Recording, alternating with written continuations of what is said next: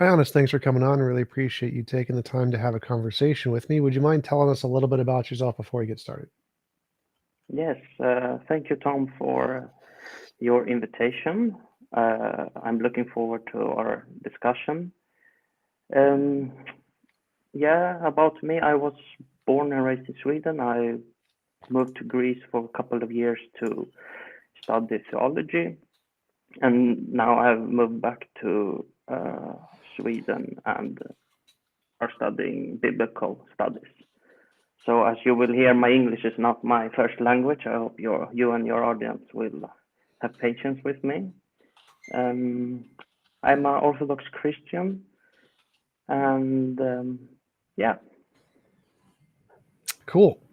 So tell me more about your position on atheism and theism. I'm an atheist, so which I believe that everything is best explained by naturalism. And the debate topic today is, can atheism be justified? I, of course, think it can. So go ahead and tell me your position. Yes, thank you.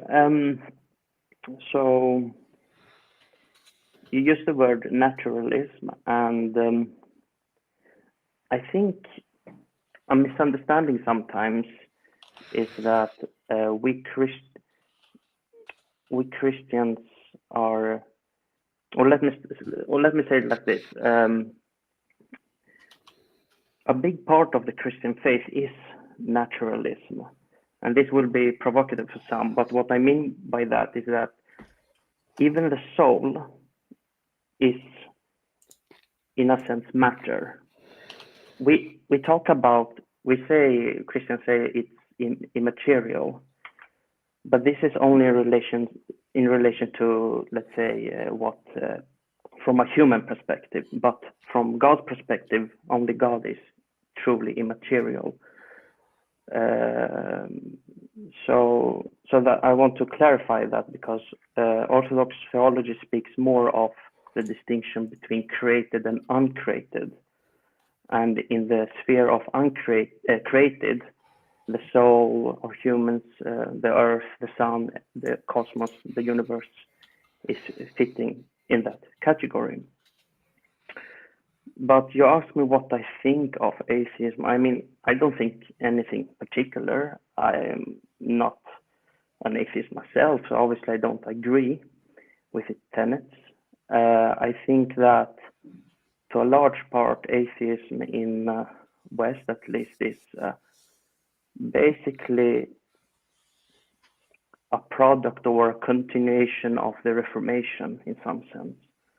And you can even take that back to the Bible. I mean, you can read passages where some prophet is making fun of, the other gods, that, they are not real or something like that. They, you paint a face, but it can't hear anything, it can't speak anything.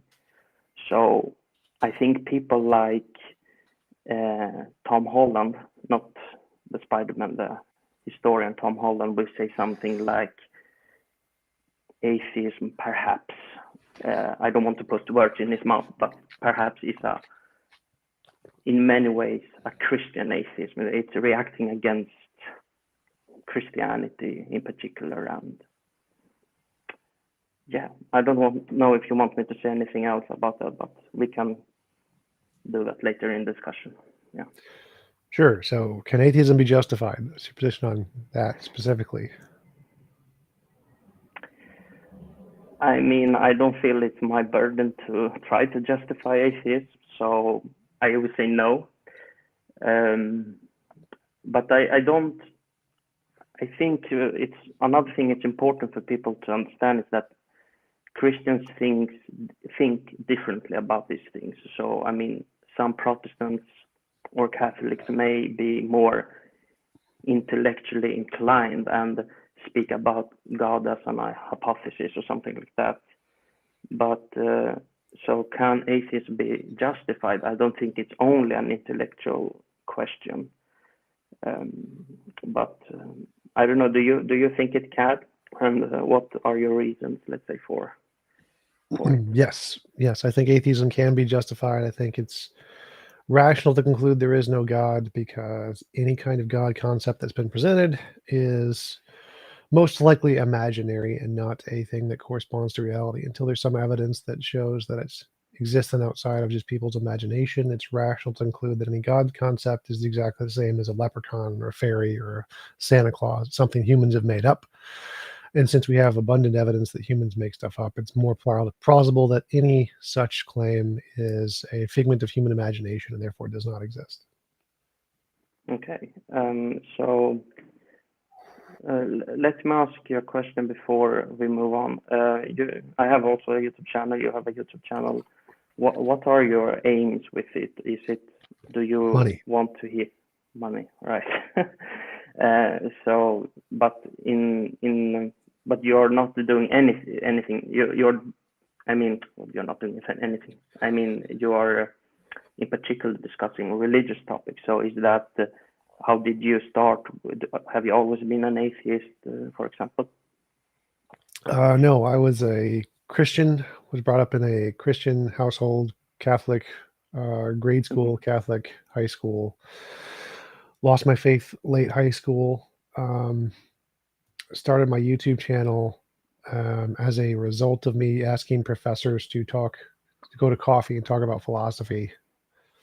I specifically focus on religion because it's a good way to contrast my epistemology and morality. I wrote an epistemology and morality, and it's easier to talk about those topics when contrasting them with a different ideology to show that they're better than that other ideology. And Christianity or religion is the topic I usually go with because it provides something to compare with on all the same scopes that my model is based on.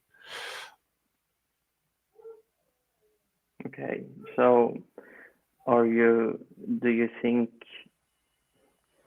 what are like the best arguments you have heard and the worst arguments of say Christians? Worst arguments would be like, well, there's different classes of worst arguments. There's some that are just so incoherent gibberish that it's just nonsense, like lights and colors prove God. That's a pretty dumb one. I think the worst academic argument I've heard is the ontological argument. That one's pretty bad. I don't know if there's a best one. They're all pretty bad from my perspective. I mean, the best argument for God I've heard would be from Hinduism. That's the Vedas predicts the age of the earth is 4.3 billion years old, and that's pretty close, like 95% accuracy. That would be the best argument I've heard for God. Okay, so so you're not. What would then convince you? Say, do you have anything that would change your mind? Novel testable predictions. Like, can you give an example? Well, anything that you can predict about the future based on your hypothesis that'll regularly get it right. I pray to God for a gold brick. A gold brick appears in front of me every time. That would be a novel testable prediction. Jesus comes back, or everyone, like all the Christians, get raptured and disappear at some point. That's a testable prediction. We see God after we die. That's a testable prediction. Jesus comes back. That's a testable prediction. Just novel testable predictions. Same with science. So, okay, that's interesting because in Orthodox Christianity, an emphasis is laid on experience, and I don't mean experience like feelings. I mean, let's say experience in things you have seen or heard. The gospel speaks about, the person we have seen, heard, touched. This is the person we proclaim. So even if you, let's say, you have not had that kind of experiences, do you think like every experience that people have had in the history of humankind is just false, or of the divine? I would say that every experience that we have is better explained by things that we already know about. So like delusion, misconception, fallacies, biases. There are tens of thousands of examples of those that we all have incredibly strong empirical evidence that they exist in all human brains. And so if it is in a category of things that fits within those lists of fallacies, biases, illusions, delusions, misconceptions, etc., then they're not rational to believe correspond to reality, and they pretty much all do. They literally all do. And so you need some way to go beyond personal experience and show that it's true, independent of just your subjective experience, for it to be evidence. Okay. So, right. I think that for many religious people, or I can speak for myself, I think some of the experience that we have had is so profound that it becomes almost like you're trying to deny the facts instead of just letting them show you, let's say, the truth. But so let me give you an example so you know what I'm talking about. There is in Greece a famous priest, a theologian. It's called Ludovicus, and but he was an atheist and he was studying psychoanalysis and stuff. And in the Orthodox world in Greece, there were 2-3 persons, Saint Porphyrius and now Saint Porphyrius, some more, that had the fame of, being like prophets. And I don't mean that in a Protestant, like, crazy way, with crazy eyes and stuff like that. I mean, in a genuine way. And so he, like many others, went, to see, just of interest, what could this person be? And so he went. He has told me this personally, and he has also spoken about this in different situations on the internet. So he went there with a group of other people, skeptic, doesn't believe in God, he thinks it's fairy tales. And I think it was Saint Porphyrius was outside sitting, and he said, I will go. He was talking with different people, and I said, I will go in now. And Ludovicus said, was disappointed. Then he turned to him and said, are you looking for evidence for God? He said, that would be nice, something like that. So he said, come back here tomorrow, next day, and we can talk. Okay, so that happened. He came back next day, and he said, let's go take a walk to the woods. So they went to the woods, and he started. This is his personal testimony. So he started to tell him about things about when he was born that had happened, and so. But then that was the first step for him to stop and think. But maybe this is. He said, "How do you know this? And nobody knows this." So later he asked his mother and said, "Who told you about these things?" That only his mother and presumably the doctor would know about.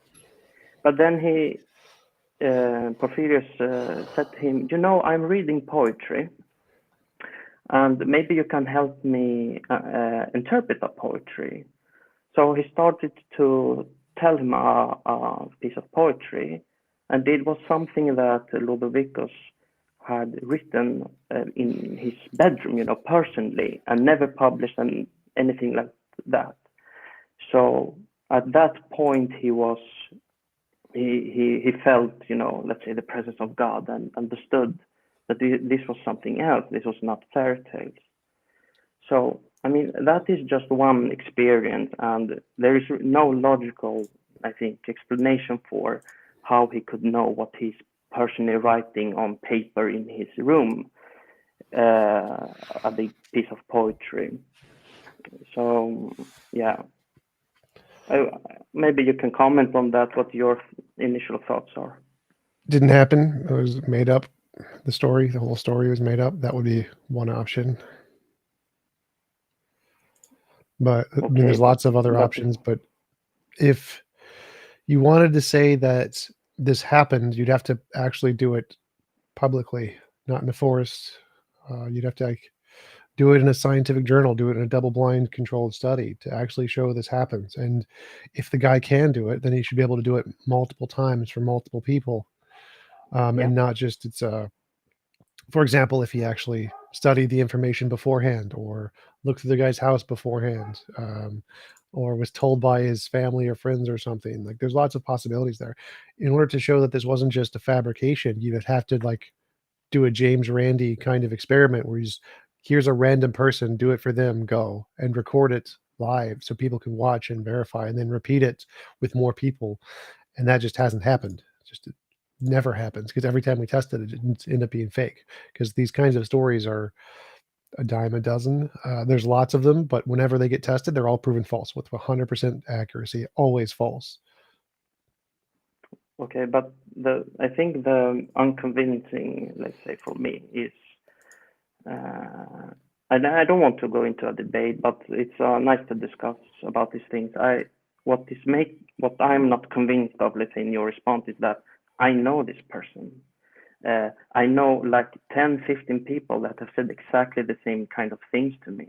And I myself have had similar situations. So maybe I think we need to make a distinction between what we are publicly proving and something which is true. There are many things that are true that can't be or aren't, let's say, proven in a scientific setting. So are you like scientistic? Is that a word?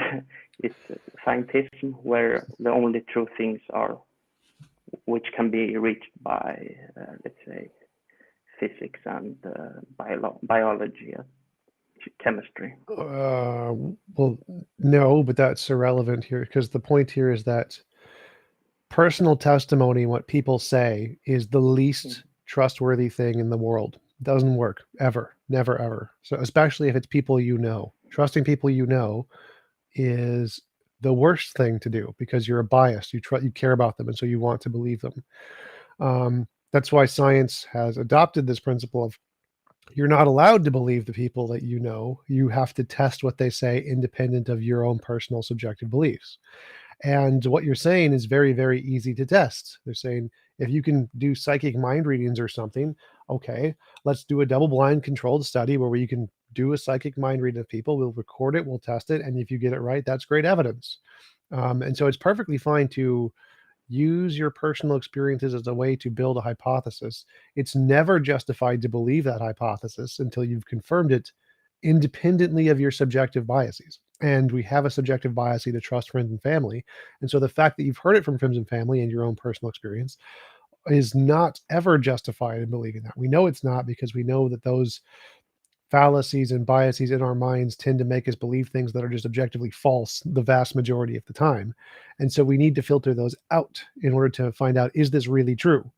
And so science in this context is required because we know that the things that you're putting trust in right now are unreliable. They do not work. They fail. They get things wrong so often that science has said that no, you can't trust these things. We've tested these things, they don't work, they fail. So these are not trustworthy sources. Use a different source, double-blind peer-reviewed study. And so this isn't about scientism. This is about science has proved that those methods are bad methods, so you can't use those. Yeah, I mean, I agree with parts of what you're saying. I don't think either that you can, but it's a successful strategy to use, let's say, science in strict natural scientific methods, because it's not meant to be like that. I mean, and it feels like a bit of a. I have two like questions. The one is you said quite strongly this never can happen. So I mean, then the question is, how do you know that, and how has science shown that this can't happen? This can't be true. So how do I know what? Whether or not it can happen? The second question is easy. Like it doesn't matter if it can happen. The question is there reason to believe it did, or is there reason to believe it's imaginary and it didn't? What was the first one? Like, how do I know what? Yeah, I mean, so I told you this personal story, And you said things like this can't be true because most of the times it's not true, and it's a factual claim. And I was wondering, how do you know that that's the case? Oh, abundance of empirical data. So, like if someone says, I saw a unicorn, I can say you had a delusion, and Mhm. that's what the evidence indicates. So if the options are they literally saw an actually existing unicorn, is it possible? Sure, it's possible. But there's zero evidence to conclude that, where there's tens of thousands of pieces of empirical evidence to show that they probably had a delusion, a hallucination, a false memory. And so all of those things are rational to conclude. It is completely irrational to ever conclude they actually saw a unicorn. There's no context in which it's rational to justify they actually saw a unicorn. But it's always rational to say that they had an illusion, delusion, misconception. Maybe they saw it on a TV. There's no context where it was an actual real existing unicorn. Same thing applies to anything that lacks an empirical basis. Miracles, magic, mythical creatures, paranormal, supernatural, UFOs, all of those are the exact same. It will always be rational to say that's a delusion. It will never be rational to say that is believable. In order to make it believable, you'd have to go beyond the personal experience and say, here is some double-blind, peer-reviewed, testable, repeatable, novel prediction that we can demonstrate. And you demonstrate it in that context scientifically, and then you're like, okay, now it's believable. Now it's something that we can justifiably say, yeah, okay, you discovered something. That's awesome. But until you do that, the personal experience counts for nothing. And this is the same standard that's used in the law, the court systems, and historical methodologies. Personal testimony does not account for anything when it comes to things that lack an empirical basis. So miracles, magical, mythical creatures, paranormal, supernatural, UFOs, testimony counts for nothing in those contexts. I don't. I wouldn't. I would not say it counts for nothing, but I understand your point that you need more evidence, let's say, that can correspond to what you have experienced. So yeah, I don't think we use the word experience in exactly the same way. I mean, it's something broader for me. Even the scientists, let's say, that find something, let's say, in archaeology, I would put that also in experience, perhaps. But I lost my train of thought now. I think that, yeah. So maybe, I don't know if you want to move on, but what I can add there is that I know many persons that have had this experience. So it's not like one person isolated sitting in a room and fantasizing about something. And the second thing is that you talk about unicorns, and if you ask me what I was like the least persuasive argument from atheists for me is that they say like, okay, God doesn't exist, unicorns doesn't exist, so believing God is like believing in unicorns, and it feels like some kind of fallacy there, because it's no one is saying that unicorns exist, but many people, serious people, people that have won the Nobel Prize, or many people do believe in God. So it's not just, you're not comparing apples with apples there.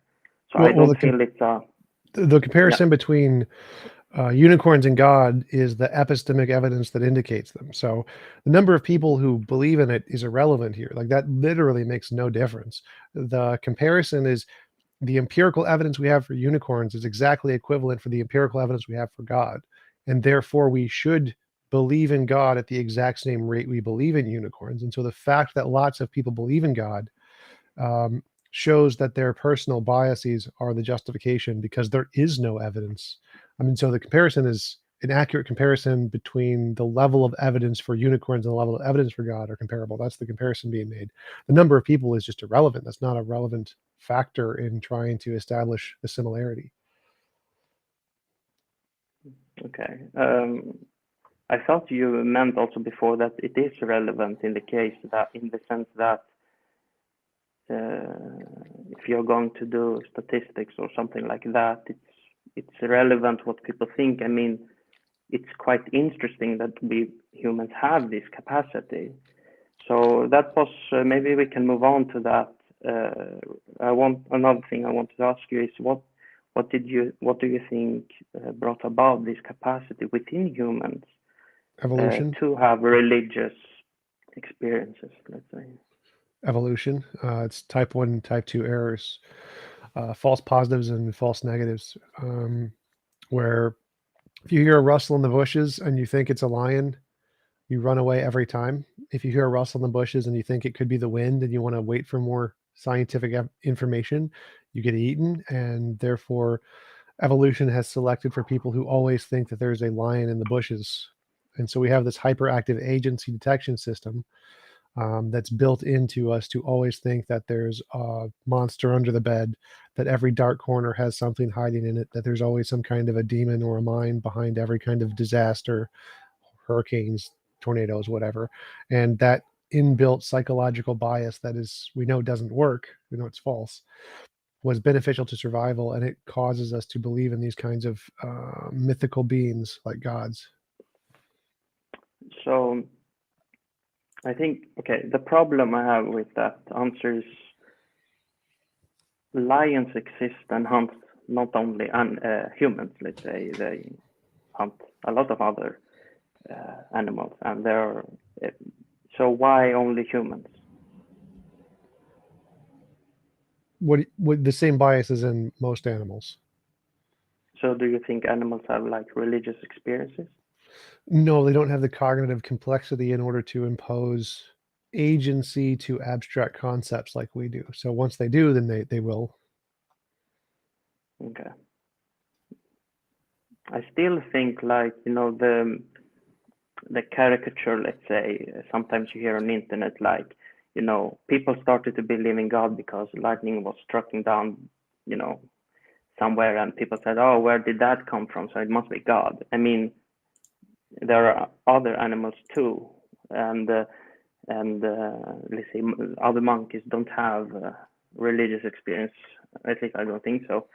So it feels like I don't really get an answer often when I ask, let's say, an atheist about this. It's just evolution, and it feels like magic.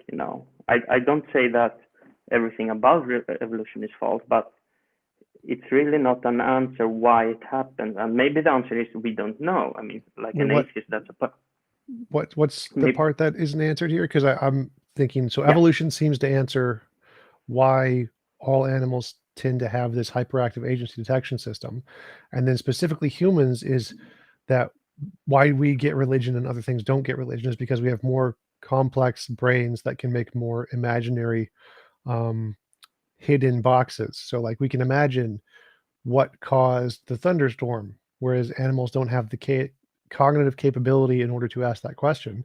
If they could ask that question, they would think it's a mind just like we do. And so the fact that we have more powerful brains that can ask bigger questions, but then we answer those questions with the same fallacies that are in the animals, explains why we think we can apply the same fallacious reasoning to higher level concepts. I'm not sure why that wouldn't answer the question.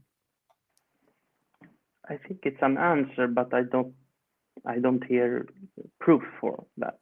It's like often in Christian circles, let's say, people say, oh, this happened because God did this or that. And as a Christian, I might accept that. But because we have, let's say, a divide between us in what we believe and think, to just stating like the fact or what you perceive as a fact, like evolution happened and this explains it. Yeah, but many things can explain a certain fact, or it's like, why?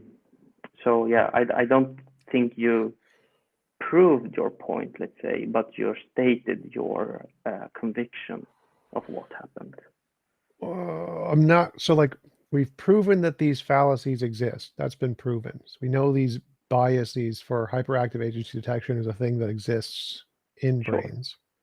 Sure.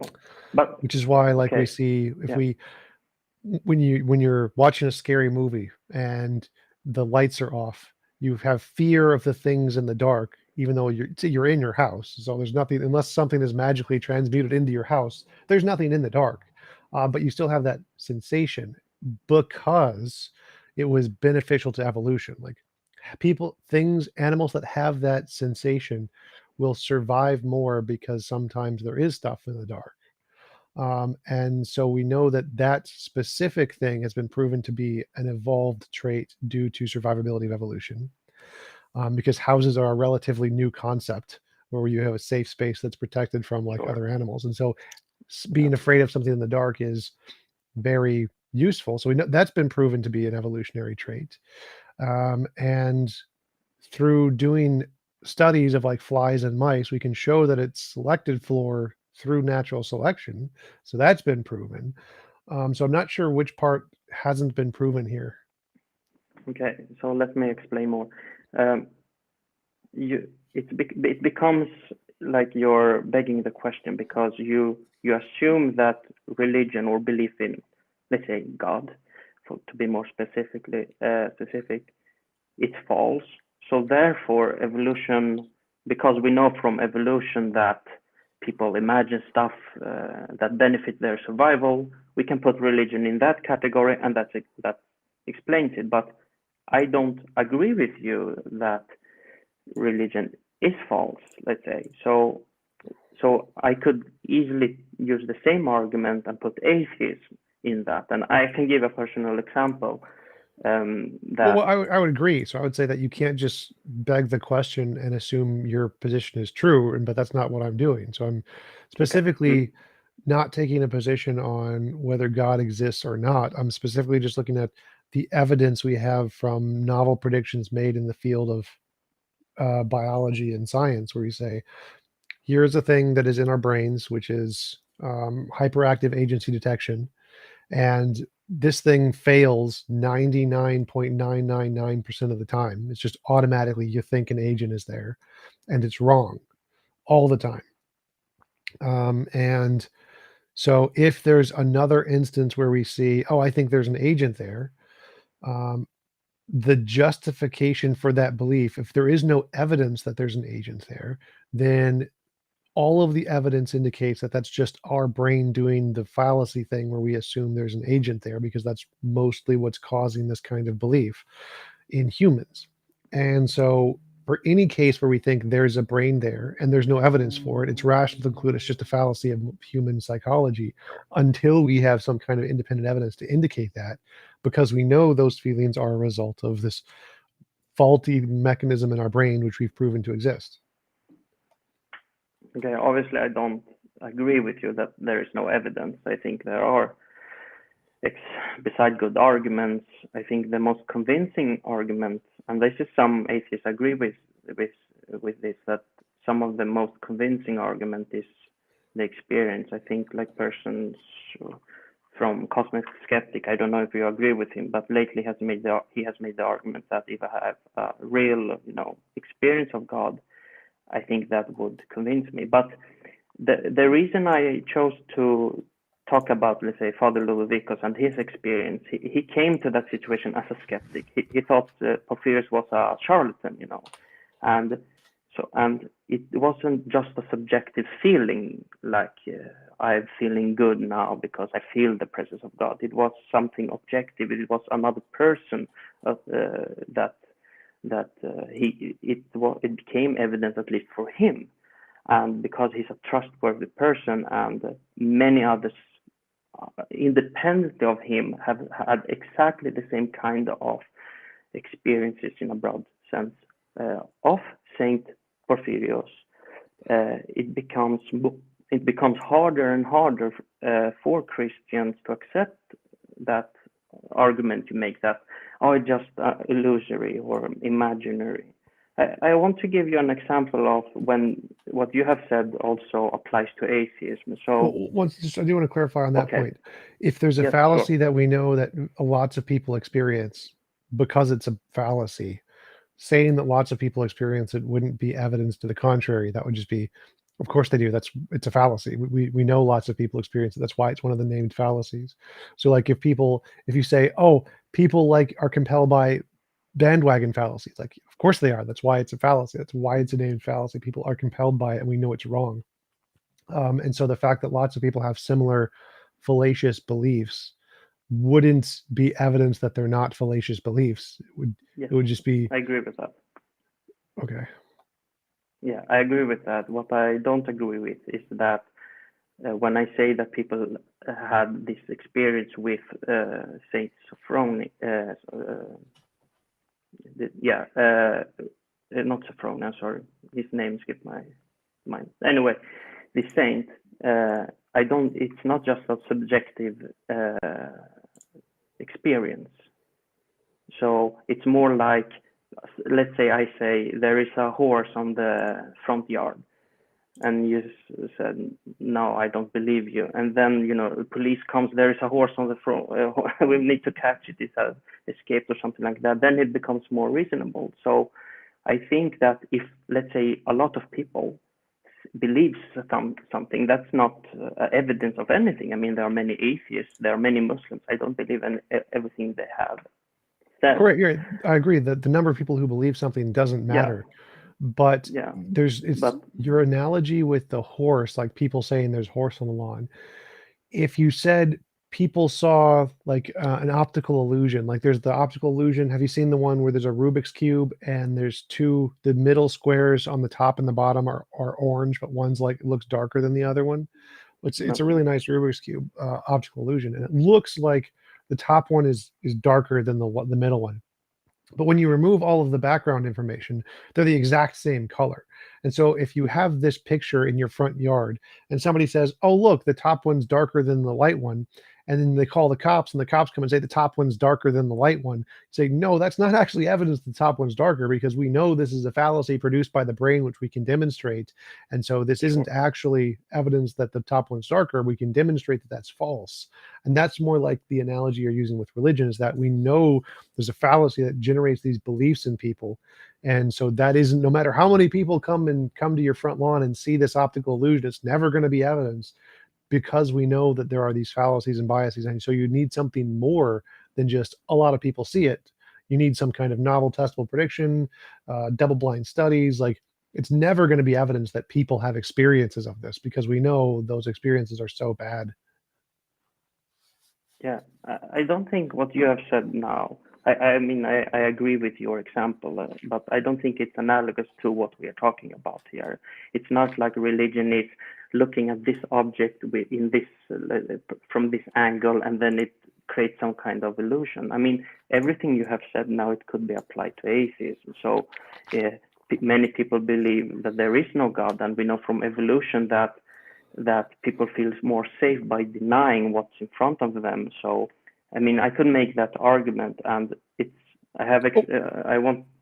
Absolutely. Yeah, I would agree. If that was the only justification that we atheists had, was that we believe this because it gives us comfort or something, then you would be right. Sure. But that's no one in atheism is using that as a justification. Our justification is that there's no evidence for this, therefore I'm irrational to believe it, which is a completely rational. That's not a fallacy. There's no fallacy in that justification. It's perfectly rational.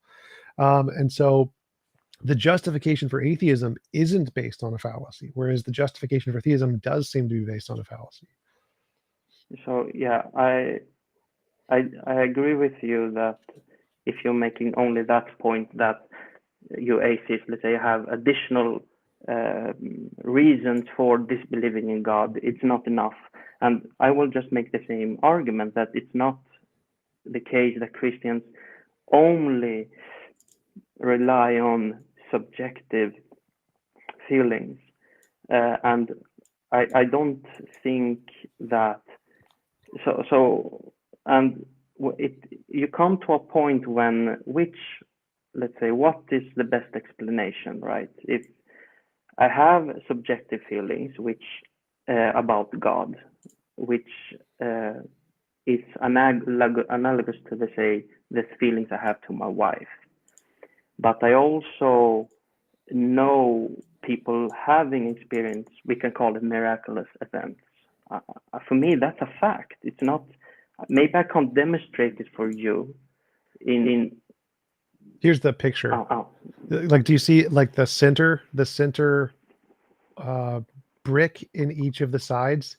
There's like the one on the top looks dark, and the one on the right looks dark, and the one on the left looks really bright. Yeah. Those are all the same color. The middle orange ones are all the exact same color. They just look different to our eyes. Sure. It's really cool optical illusion. Yeah, and I don't think that atheist belief in God falls into that category, and I don't think you have. Well, you mentioned that there's given other reasons. So, like, I would say if there are other reasons that indicate God, that could be great evidence. But the personal experience is never going to be good evidence. That's always going to be me looking at this optical illusion. It's going to be analogous to me looking at this optical illusion. So that will never ever be evidence. Me looking at the optical illusion is never going to be evidence. But if you have some other evidence, that's great. That we would be talking about that. But I think there is none. I think there's no evidence at all. But regardless of whether or not there's other evidence, this personal experience example doesn't work because of these optical illusion examples. Okay, maybe we're going around now, but I would just say again, I don't think it's analogous to an optical illusion, and I don't think we simply can take what we believe is false and correlate that to what we know is false, let's say, or we know is, because that becomes begging the question, at least for me. I mean, meeting a person, talking with him, let's say eating a dinner or having this discussion where he knows things that he can't simply know by mortal means, let's say, it becomes more than an optical illusion. Not all experiences are equal. So let's say for me, I can. Let me just try to clarify this a little better. So, like the picture I showed you before.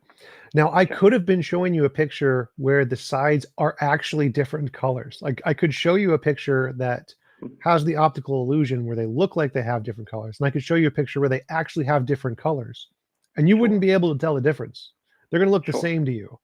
And so we know that our visual representation of just seeing this kind of this color distinction between the sides will never be able to distinguish, is this real, is this fake? Because they're going to look the same. And so we know that because our eyes, our visual experience can't tell the difference between is this real or is this fake, they're never going to be evidence. Our seeing it's never going to tell us, is this real, is this fake? You need something else. And that's the point here, is that because we know that there's a fallacy or a bias that's going to generate this exact same experience as the real thing, then our experience will never be able to tell us the difference. This is never going to be evidence, our personal experience. You need more than that, because you can't tell the difference between is it a real one or is it a fake one. Our psychological biases are going to generate this exact same experience. Okay, so I have understood your point, but I think I'm not sure you understand me. Maybe my English is it's too Greek to be understood. But let's say like this. Okay, so let's say I grant everything you have said now and apply that to evolution. I say, yeah, you think you find dinosaurs in the ground, but actually, you know, like this, there is this concept of illusion, so it's not really happening. And let's say then 100 more scientists come and, oh, it's in the ground, why are you stupid? Open your eyes, let's say.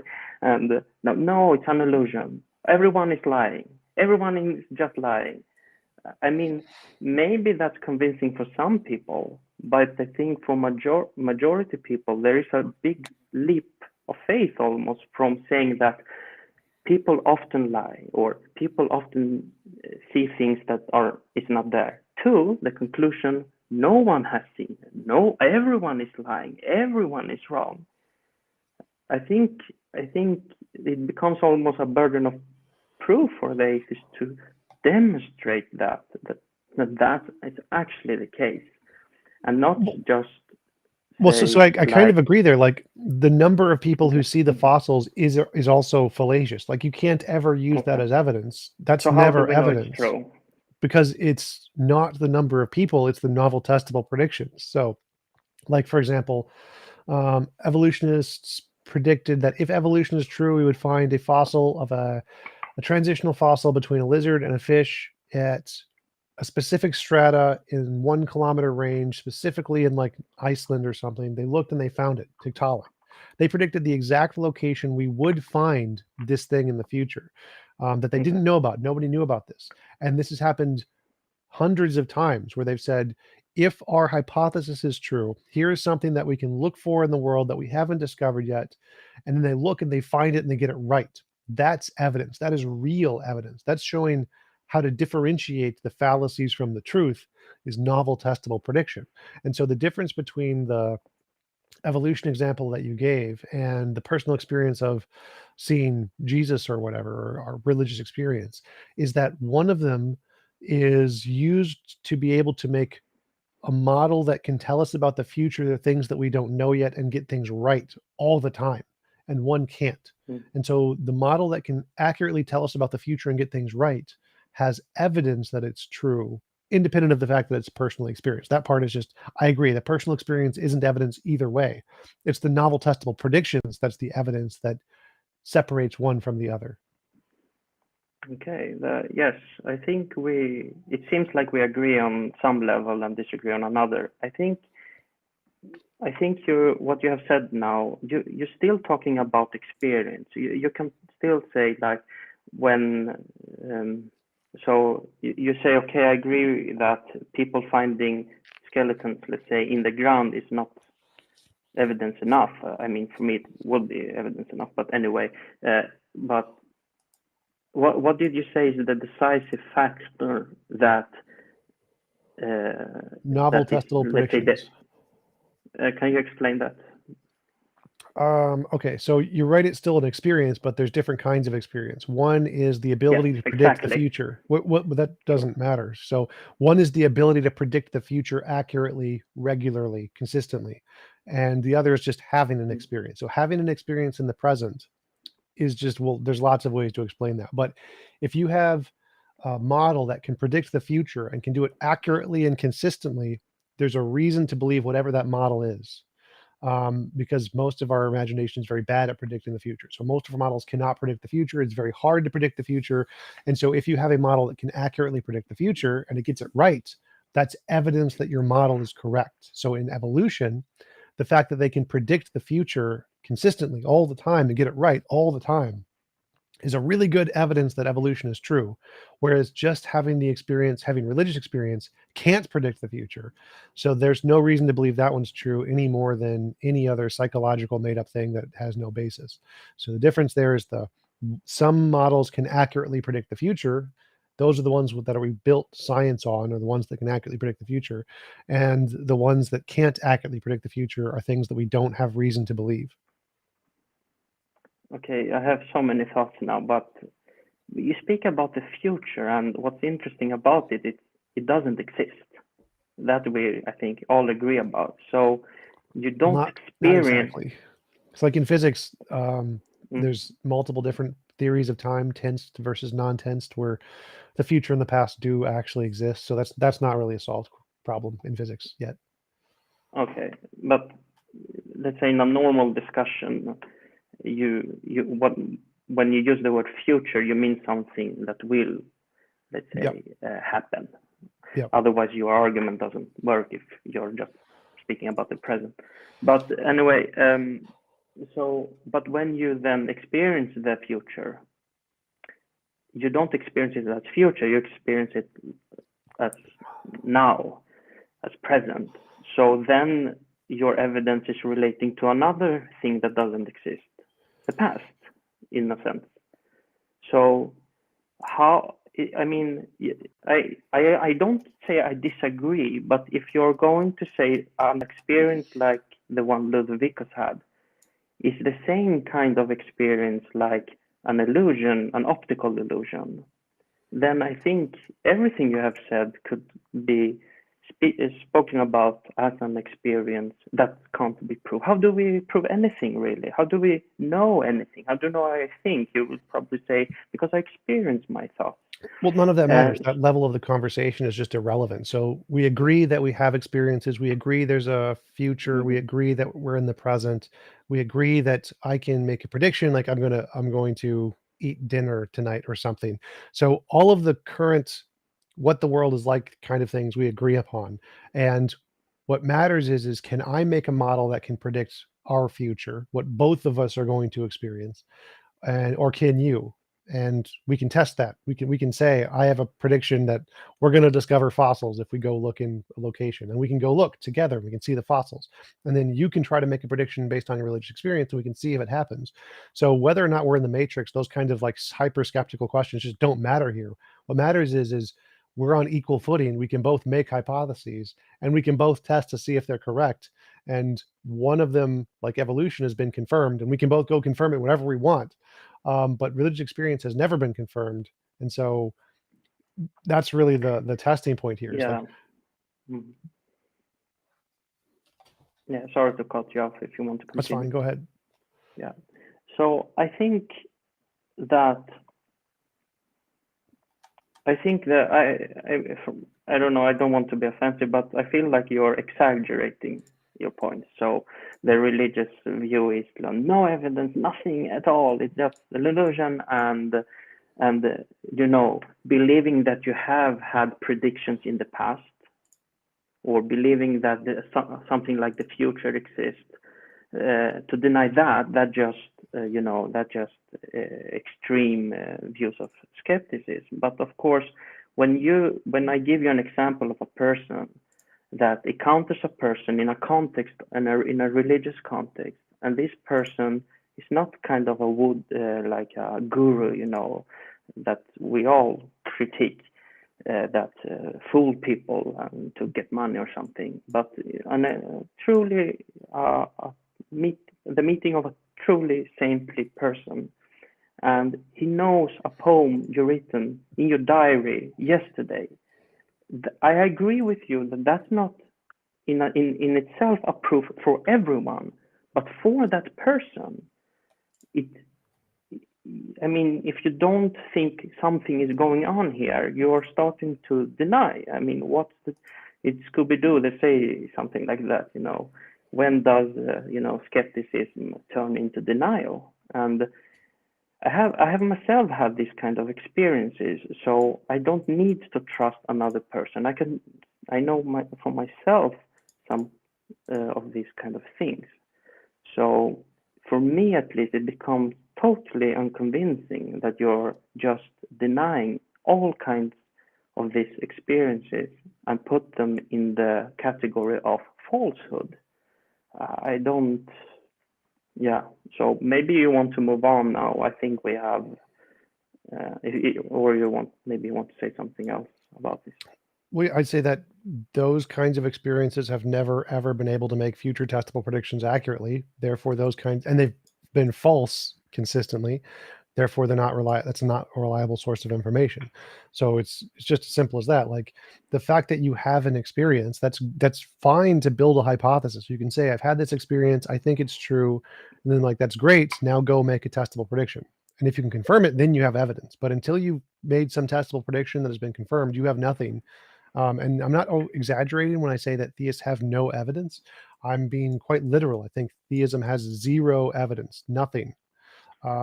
And so if you had some evidence, that would be great. We could talk about that too. But the personal experience is definitely provably not evidence of any kind, because it can never make testable predictions and then once you make testable predictions, great, you got evidence.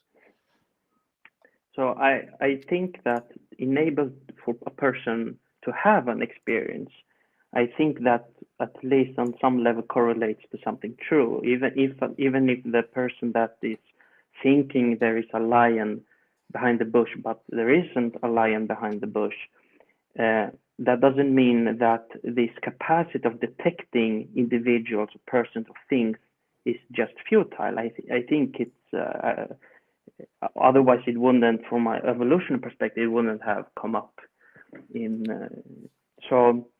but right, I agree. Yeah, but that's where you need new evidence. So like your perception that there is a thing is nothing, but then you need more evidence, and once you have more evidence, then that's great. So you can use it as a way to build a hypothesis and then test the hypothesis, but just using the personal experience is never going to be evidence. You need that independent way to test the hypothesis. So it's not futile, it's just a starting point, but the starting point on its own isn't evidence.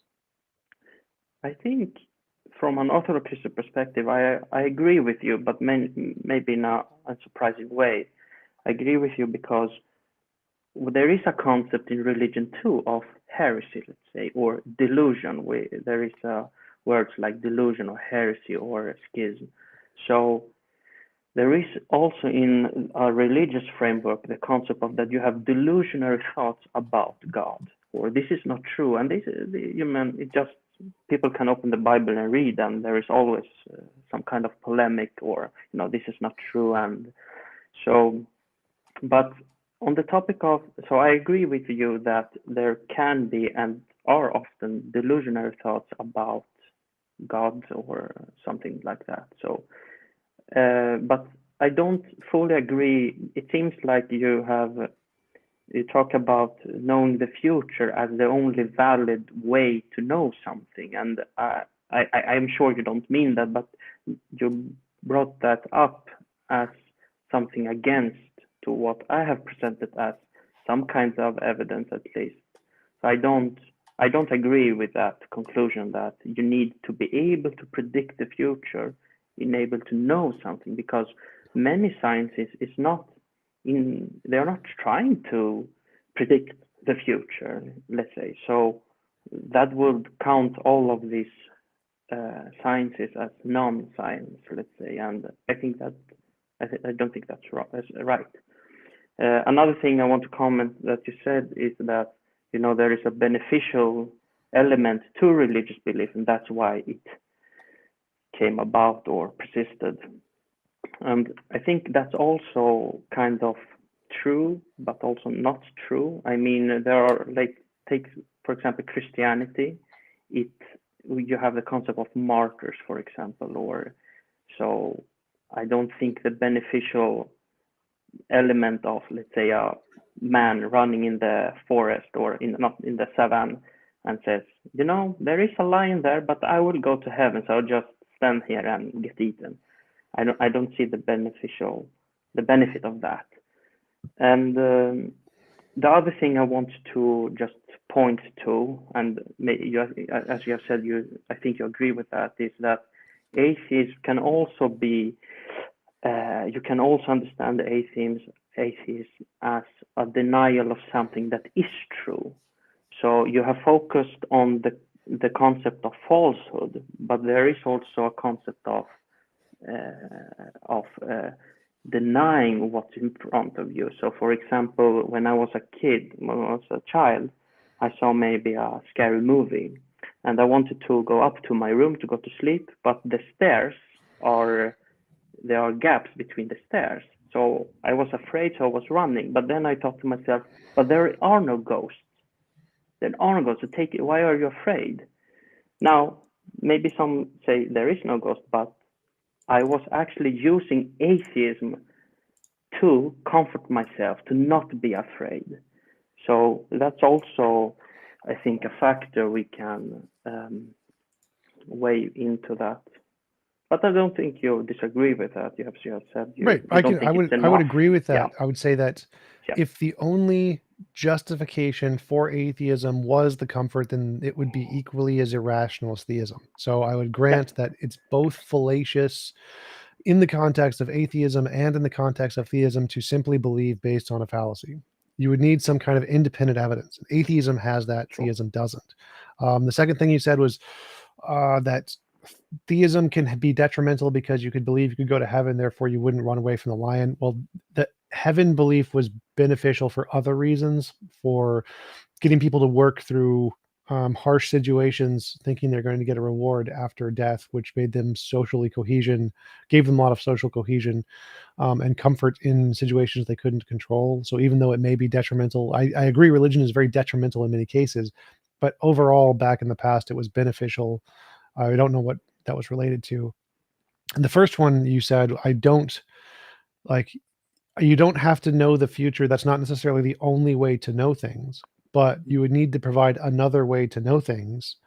And all of the sciences, there's no justification in science that can lead to religious belief. So all of the different methodologies in science use an empirical basis, which is novel testable predictions. And then once things have a basis in empirical reality, then you can start using it on an implicit empirical basis, which is history and law. And so history and law don't use novel testable predictions. They don't try to predict the future unless you're doing like archaeology or something.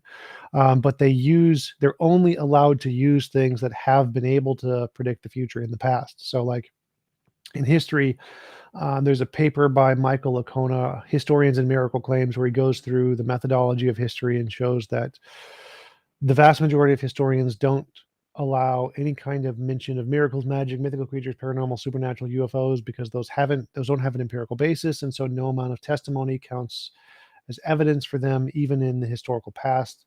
And so in the fields of science that don't try to make prediction, they're not allowed to insert new ontologies. You can never discover something new in a field that doesn't predict the future. The only ones that can discover new things are the ones that predict the future.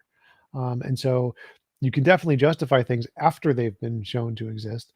But if you ever want to infer a new thing that exists in the world, the novel testable predictions is the only way to do that, as far as I know, until a new methodology has been presented. And God would fit in that category of the new things you need evidence for. Okay, I think, yeah, sure. I still think that, first of all, God is not an object in that sense. I mean, some Christians treat that God like that, but that's not the historical Christian view.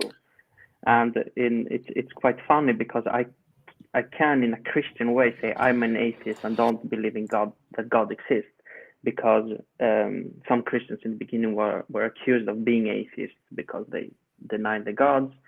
And I think Gregory the theologian said that if I exist, then God doesn't exist, and if God exists, then I don't exist. And his point was that we use the word existence in different ways.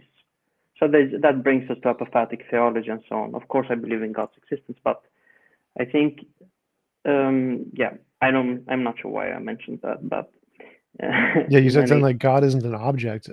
By object here, I just mean a thing that exists. So does God exist? Not as a thing that exists. He is existence. So, well, that would be fine. So like, when we're saying we're trying to demonstrate a new ontology, we're just trying to say there is a new class of things. It could be what makes up everything. That's fine.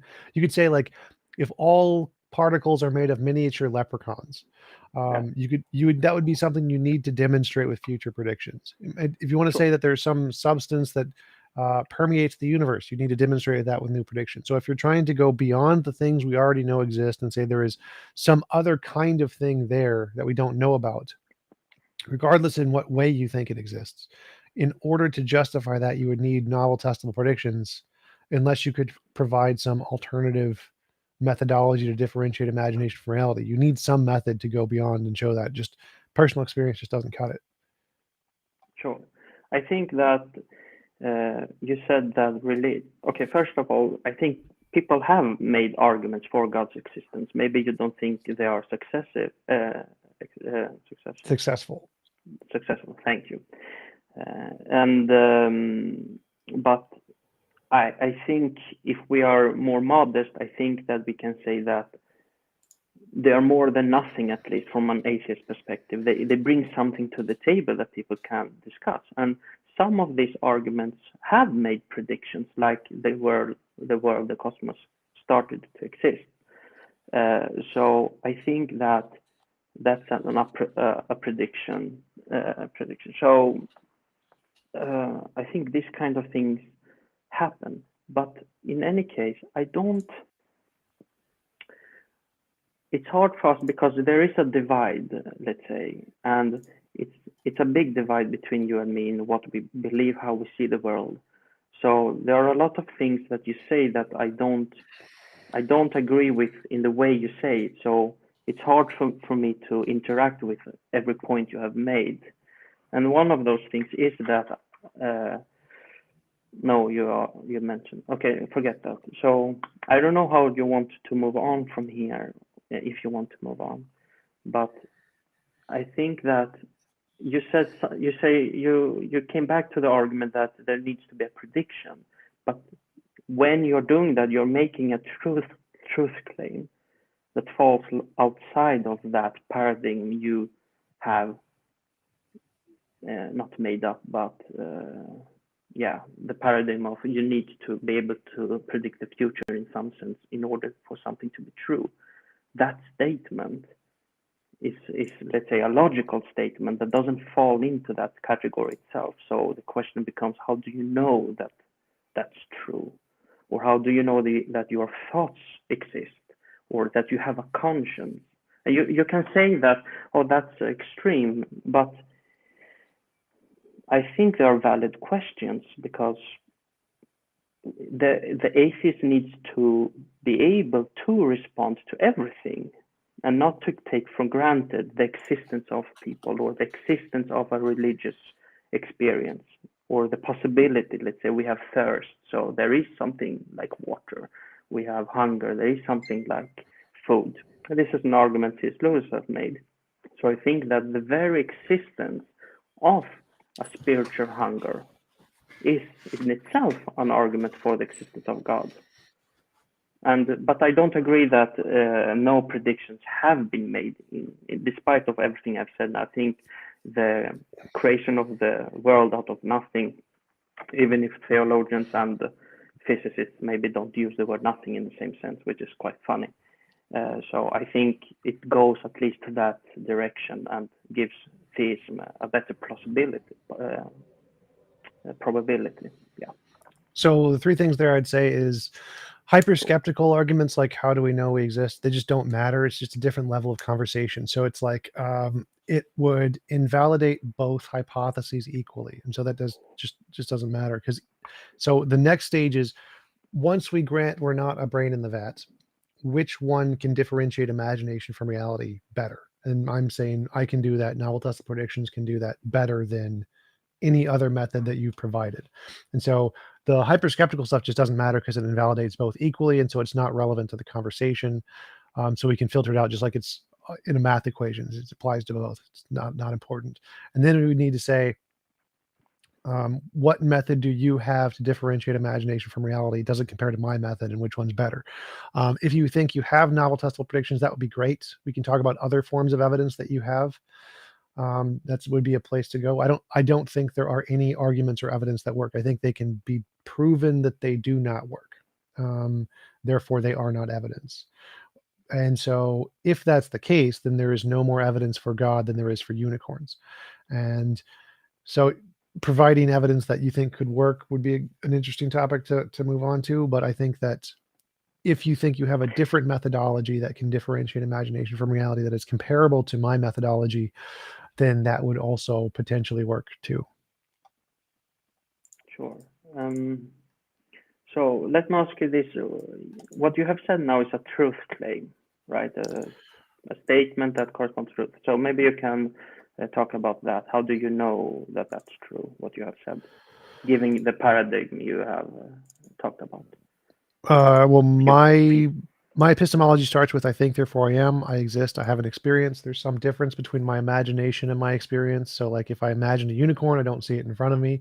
So there's two different classes of things, the classes of things that I experience, the classes of things that I imagine. And I need some way to differentiate between the two. The way that I differentiate between the two is through novel testable predictions. I have some idea in my head that is able to predict the future accurately. Most of my ideas are not able to predict the future accurately. Therefore, the ones that are able to predict the future accurately tend to accurately correspond to the things I'm experiencing rather than the things I'm imagining. Therefore, if it's a part of my future testable predictions model, it's rational to include as a part of the experiential things, not the imaginary things. So now I have a method that can differentiate imagination from experience, and I can use that to build science and the world that we see around us. That's my theory of knowledge. So I think what's interesting about what you've said that it's that you put also, I think you made the argument I'm trying to make, that there is a difference between imagining something and having a true experience. And I will add to that, to deny something. I think that's a part also of the history of humankind, that we tend to deny what we don't like, so or don't wish to be true.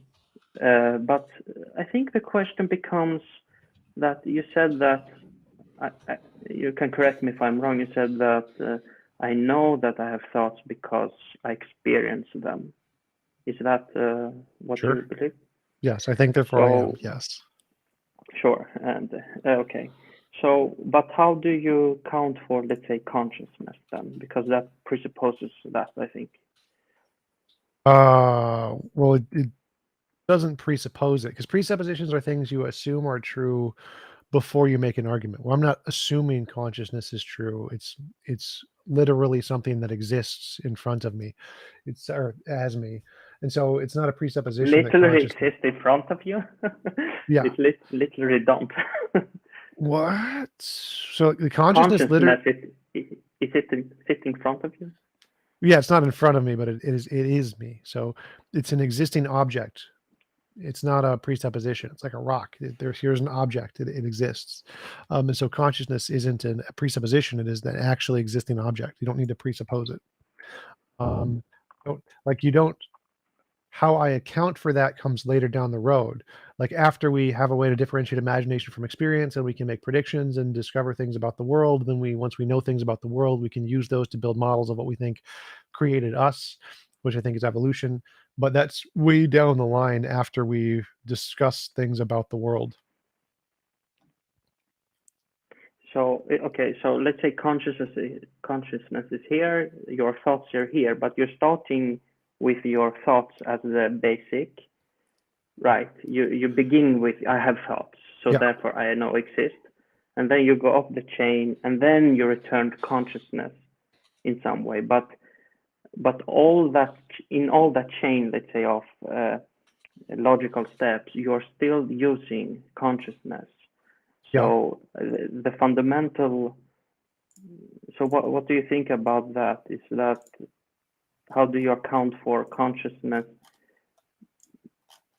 or do you think is that like a priori factual for you that consciousness exists? Well, it's so we start with consciousness. We know consciousness exists because we're literally it. We are consciousness. So if we directly experience it, it exists. We don't know why it exists yet. That part we don't answer first. First, we start with we exist, and then there are differences between the things we're experiencing, and we can build models of the world.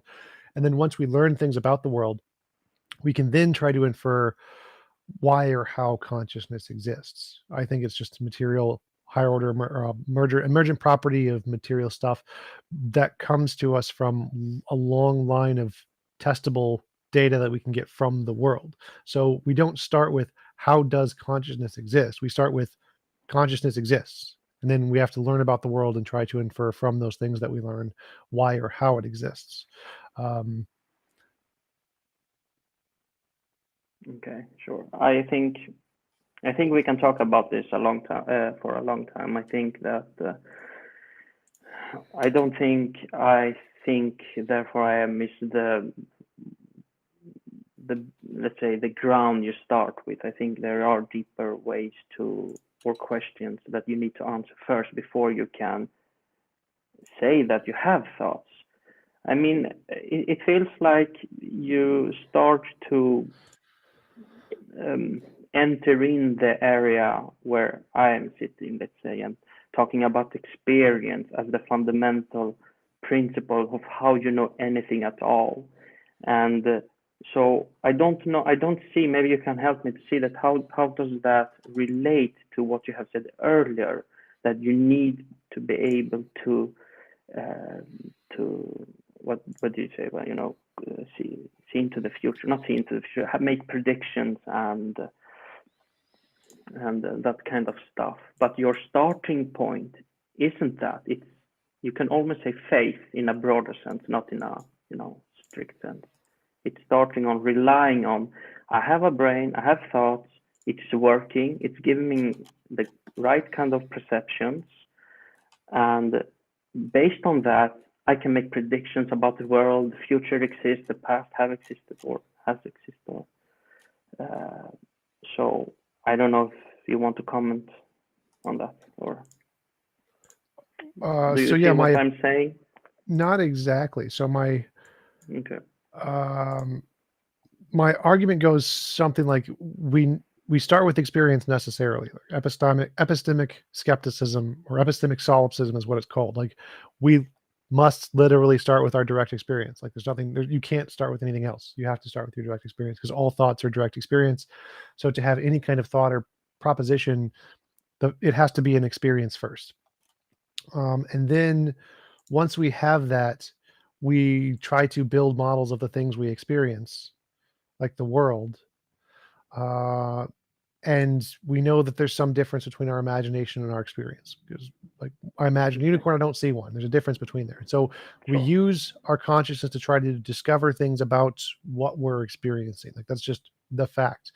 And through the methods that we have used through the past 4,000 years or whatever, we know some methods work, some methods don't. And the reason we've come to this is novel testable predictions is the one that works.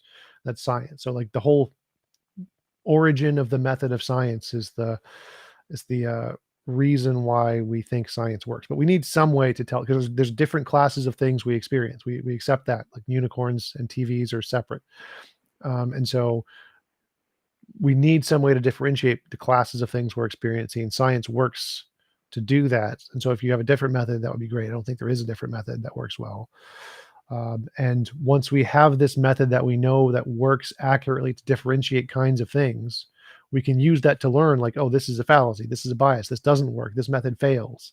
And personal experience method, we know, fails. That one does not work. That one cannot accurately differentiate, is this one of the unicorn things or one of the TV things?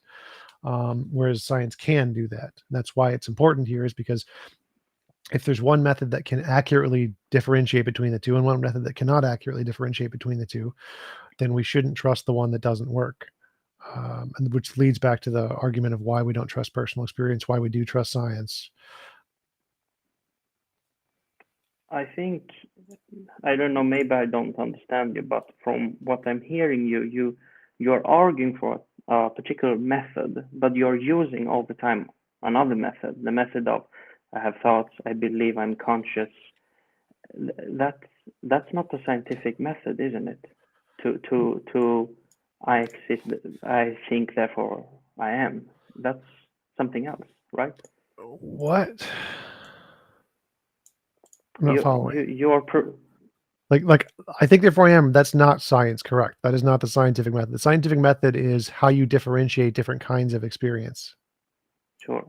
So maybe I misunderstood you, because so you believe that there are other ways to know things except through the scientific method, and in fact the primary method you're using to be able even to do science is not the scientific method, it's the method of I believe in my conscience, let's say. Well, that's not a method, that's just a description of a fact. So yes, you can know things by, like, if it exists as a fundamental feature of yourself, then you know it, obviously. So since I am made of consciousness, I know consciousness exists. So that would be another way to know things, sure. But that only applies to literally one thing, which is consciousness or yourself, and that's it. So yes, there is another way to know things, which is existing as the thing. That would be another way to know things, yes. But it only applies to literally one thing. Yes, but that only one thing is then you're building everything else you know about the world, let's say, on that one thing. Yeah. The faith in, let's say, yourself in something like that. Okay, so I think we agree and have established that there are other ways except the scientific method to know things. So that, I think, leaves the question open: can you know God except through a scientific method? And so I mean, that's a big question that I don't think we have time to go into, but I can just state what the Orthodox believe about some of that. In Orthodox Christian theology, we are making a distinction between discursive thinking, and the immediate experience of something that's called nous, let's say, or sometimes translated as mind. And I think there is a capacity in human beings to have a direct experience of the divine that is uniquely given to human beings and not shared by other animals. So I think that is a valid way to know God, through direct experience, analogous to the way you know, let's say, that you are conscious.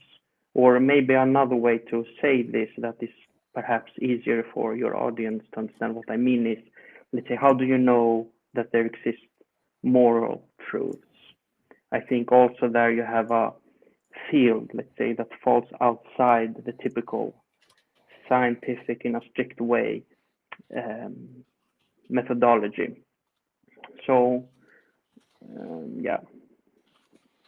Well, you would have to demonstrate that. Like, my methodology for knowing I exist is essentially undoubtable. So I know that I exist, but you haven't shown that there's some kind of direct experience of another alternative thing that actually works. Like, I know of no other cases where direct experience of the thing works other than I exist. So you would have to demonstrate that actually works.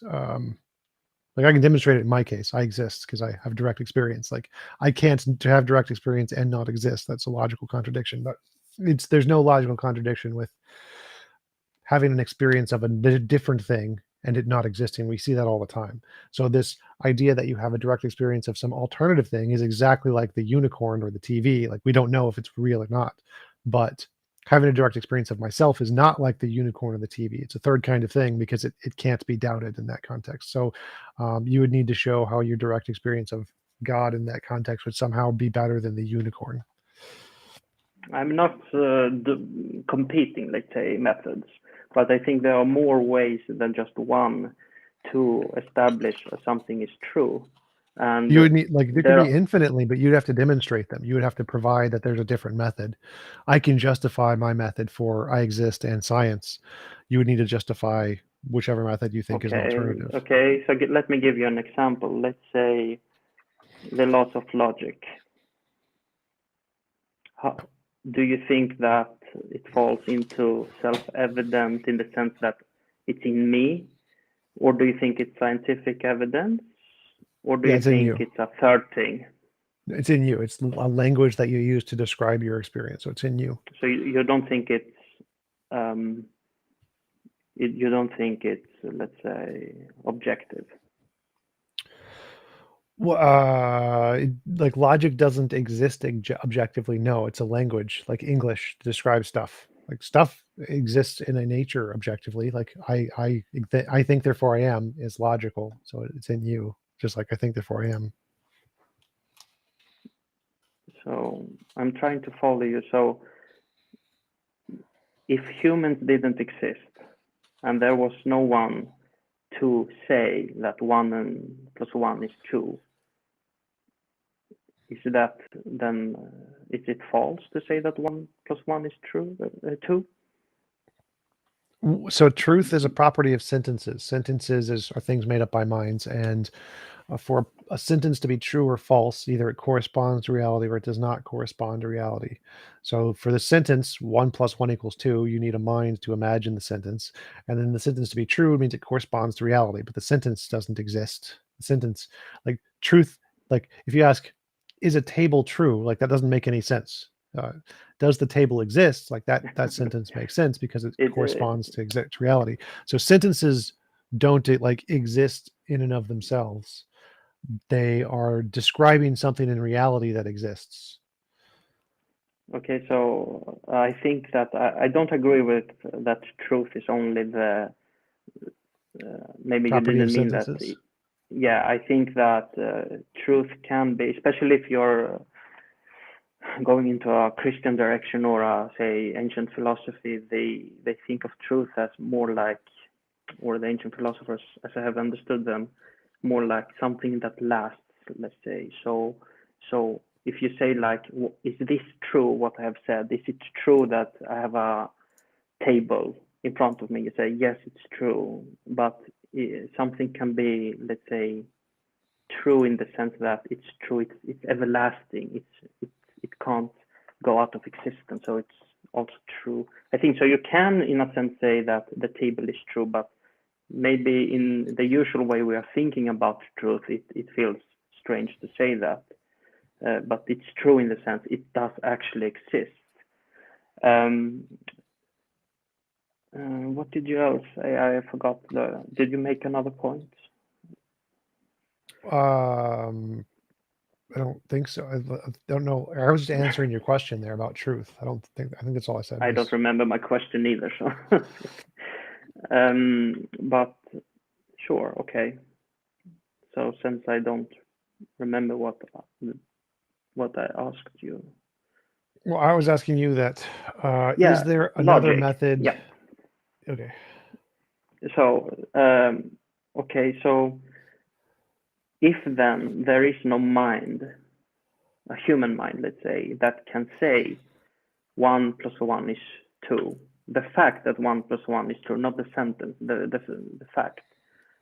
Doesn't that follow that there needs to be another mind, from your perspective, that can, for mathematics to work, let's say, for mathematical truth or logical truth to be true? So like the sentence, dinosaurs exist or something. If no human mind existed, but the sentence dinosaurs exist would still be true if someone uttered it at the time of dinosaurs. That isn't because there needs to be some mind who can utter the sentence. It's because the sentence would correspond to reality at that time. So the fact that reality has dinosaurs would make that sentence true, even though there's no minds to say the sentence. So the fact that 1 + 1 = 2 is made true because it describes reality, not because you need a mind to say the sentence. So it wouldn't make a difference to me whether there is a mind to say 1 + 1 = 2. 1 + 1 = 2 would be true because it describes reality, and you don't need a mind for that. You just need reality for that. Okay, I think what I'm trying to get to is that I think the idea that the only thing we can know something is through strictly scientific truth, I think that's false. I mean, we are talking now and we presume that what we are saying is true, and we're presuming that. I already said that. I don't care if you think that there's other ways. You would need to present them. So I can grant that there are other ways. You would just need to present them. Okay, I understand you now. Yeah, sorry. So then I will say, yeah. So where is the disagreement? You mean you have not seen someone demonstrate another way to know God? I think that. Yeah. Okay, so I mean, without going into each field, people have made arguments for the existence of God. I think even if you personally isn't persuasive of that, and to be frank, I'm not persuasive. I have theological reasons to disbelieve in some of the arguments that, let's say, the scholastic made. So it doesn't need to be that we are disagreeing on the falsehood of some of the arguments, but I think there are successful arguments to be made. Another field is direct experience. Let's say. Okay. Well, that one would be the thing we've already talked about. So go into an argument. Pick an argument you think is successful. It's sure. There are many arguments, but I'm not so sure how good I can present them. That's the reason why I'm hesitating. But I think there is something to be said about the argument that, you know, the argument that that, you know, the universe started to exist out of nothing.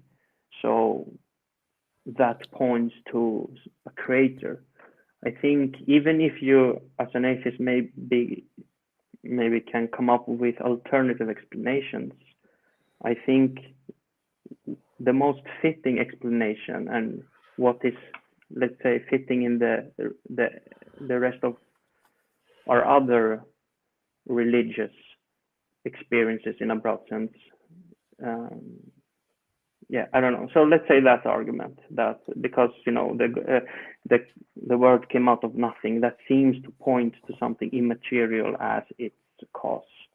But maybe you can say it's multiverses or something like that as a response. Well, if the universe came out of nothing, immaterial would be a something. So I don't think something can come from nothing. I think that's a logical contradiction. So the universe had to have come from something. That part I would agree with.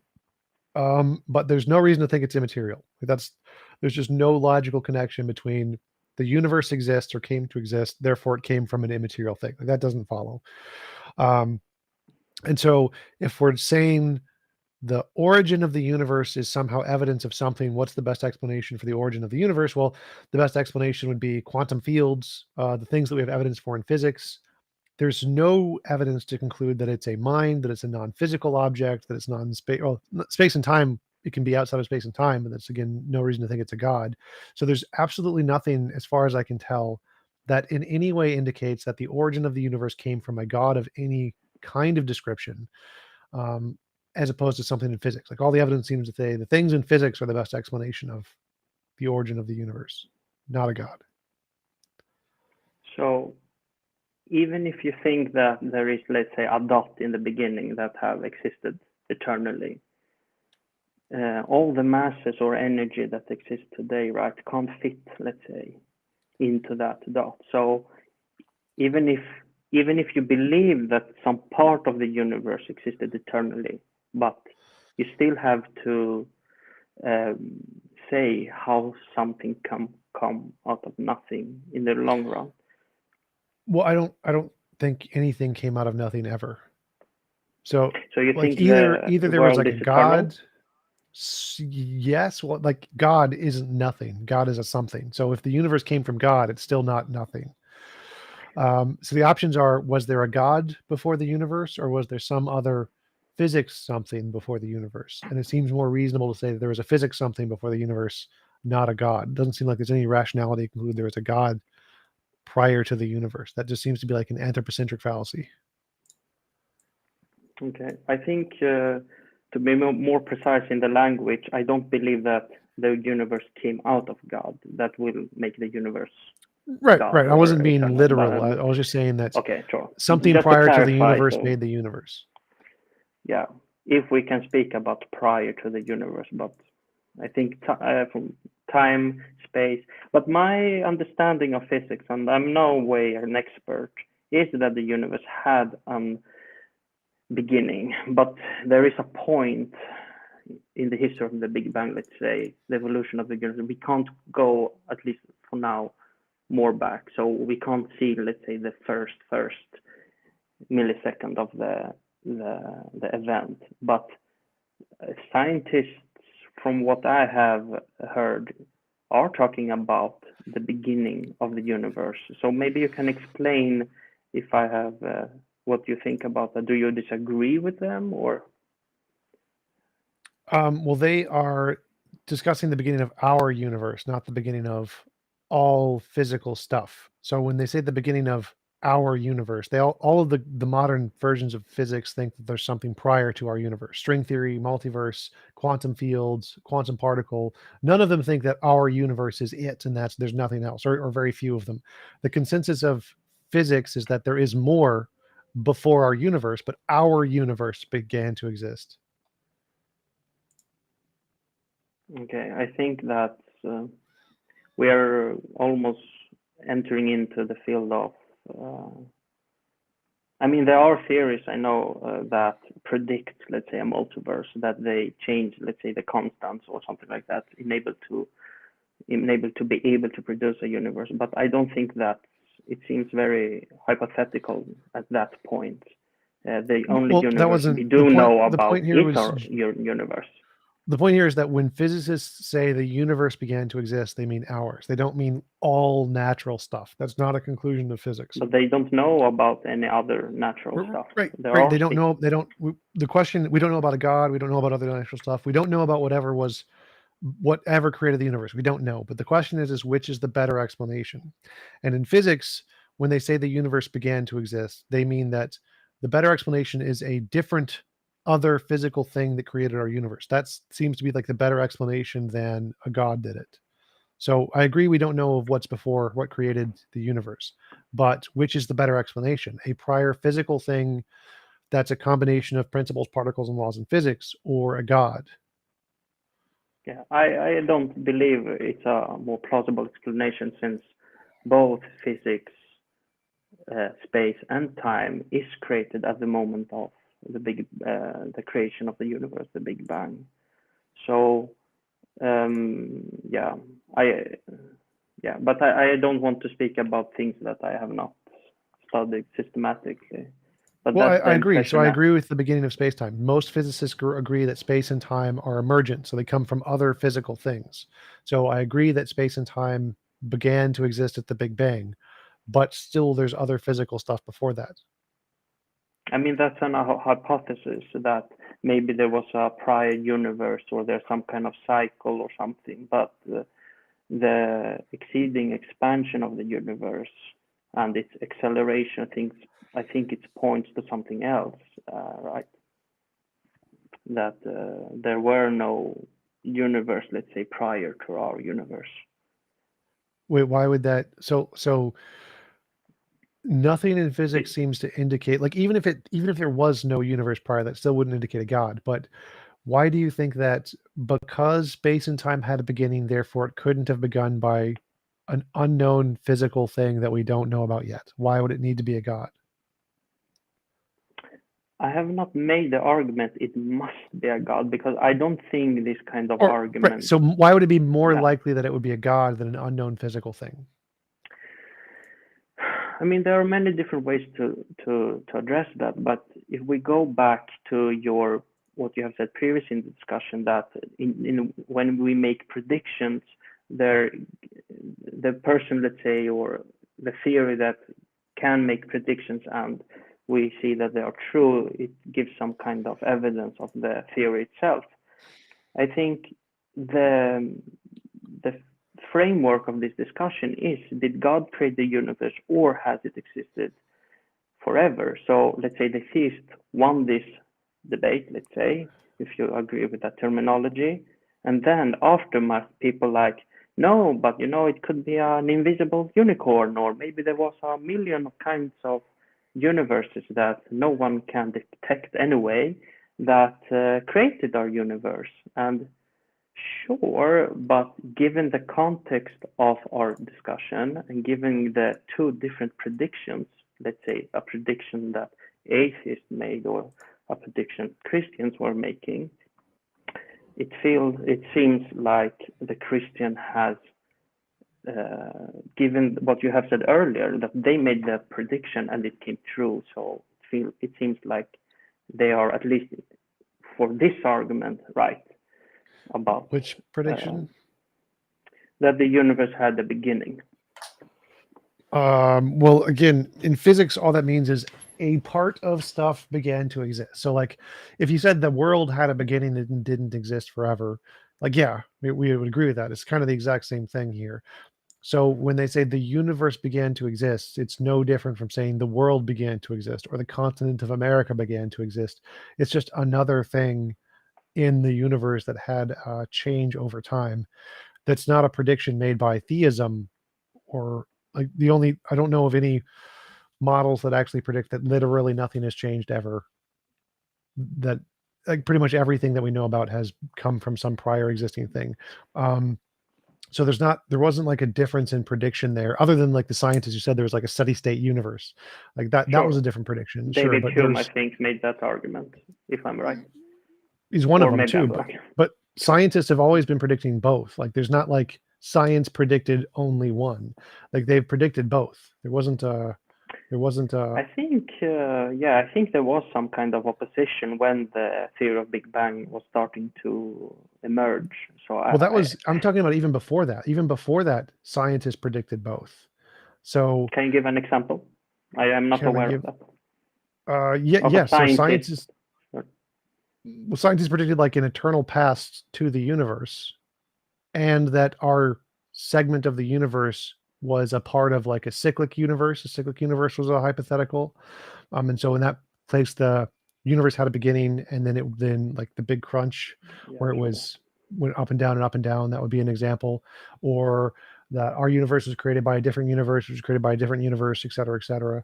And so there's many different there was many alternatives that said that our universe had a beginning. It was just created by something else that didn't have a beginning. But I mean, I know there are theories that try to give alternatives to the let's say the reason to the Big Bang, but I don't think there are Well, no, only this is on before. the. I'm talking before Big Bang. So Yeah, before we I knew anything about. understand what you say. Even Hindus, let's say, thought Yeah. about recycling and such, but I think the evidence as we have it, let's say that the universe is not slowing down, it is expanding, can rule out some of those theories. And No. So like one of the Big Crunch hypothesis models that is today, a modern version, is that dark energy is going to reverse at some time and that cause everything to collapse back together again. Kind of like how gravity was repulsive at the early universe and became attractive later on. There's a similar hypothesis for dark energy, that it will become attractive later on. So the current evidence doesn't refute any of those. And so it's not like, but I don't know if that, because the point was, were there predictions made for both a beginning to the universe and an eternal universe for theism and atheism? Yes, both people made those predictions, and there's only two. Like that's a 50-50. Either it began to exist or it didn't begin to exist. So that's not really. Dawkins made that argument, but Yeah. I don't agree. Yeah, I don't agree.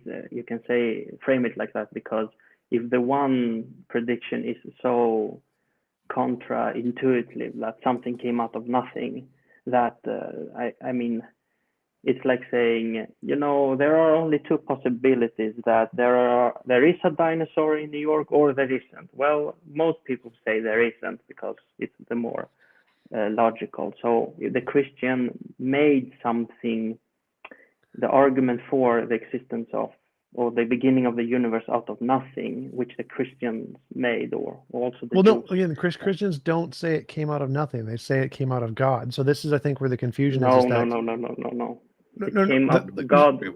Just to clarify, when the options are that something existed prior to the universe or not, those are the two options. And pretty much everybody thinks something existed prior to the universe. Only a very small portion of people think something did not exist prior to the universe. And it doesn't matter what that prior is. It could be a god, could be a cyclic universe, could be a multiverse. I don't care. But the vast majority of people, both before now and after Big Bang hypothesis, thought there was something prior to the universe.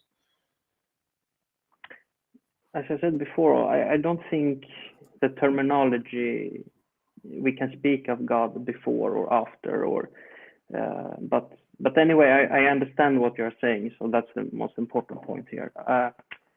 Yeah, but I still think, to recap, that the evidence we have today is that everything we know that exists had a beginning. That's what we pretty much know. Then the question is, how do we explain that? And for me, to all the hypotheses you made are, it's not, scientists are making them, and they should look for explanations, but they have no evidence for those explanations. So it becomes just hypotheses that maybe some are more likely than others, but I still think that God indeed created the universe. So there is two different arguments really here. One is God as the source of the universe in the way that he created it. But there is also the argument that some have made, that even if the universe was eternal, it still has to have some source of reason for being there. Why is there something rather than nothing? I'm sure you have heard that argument many times.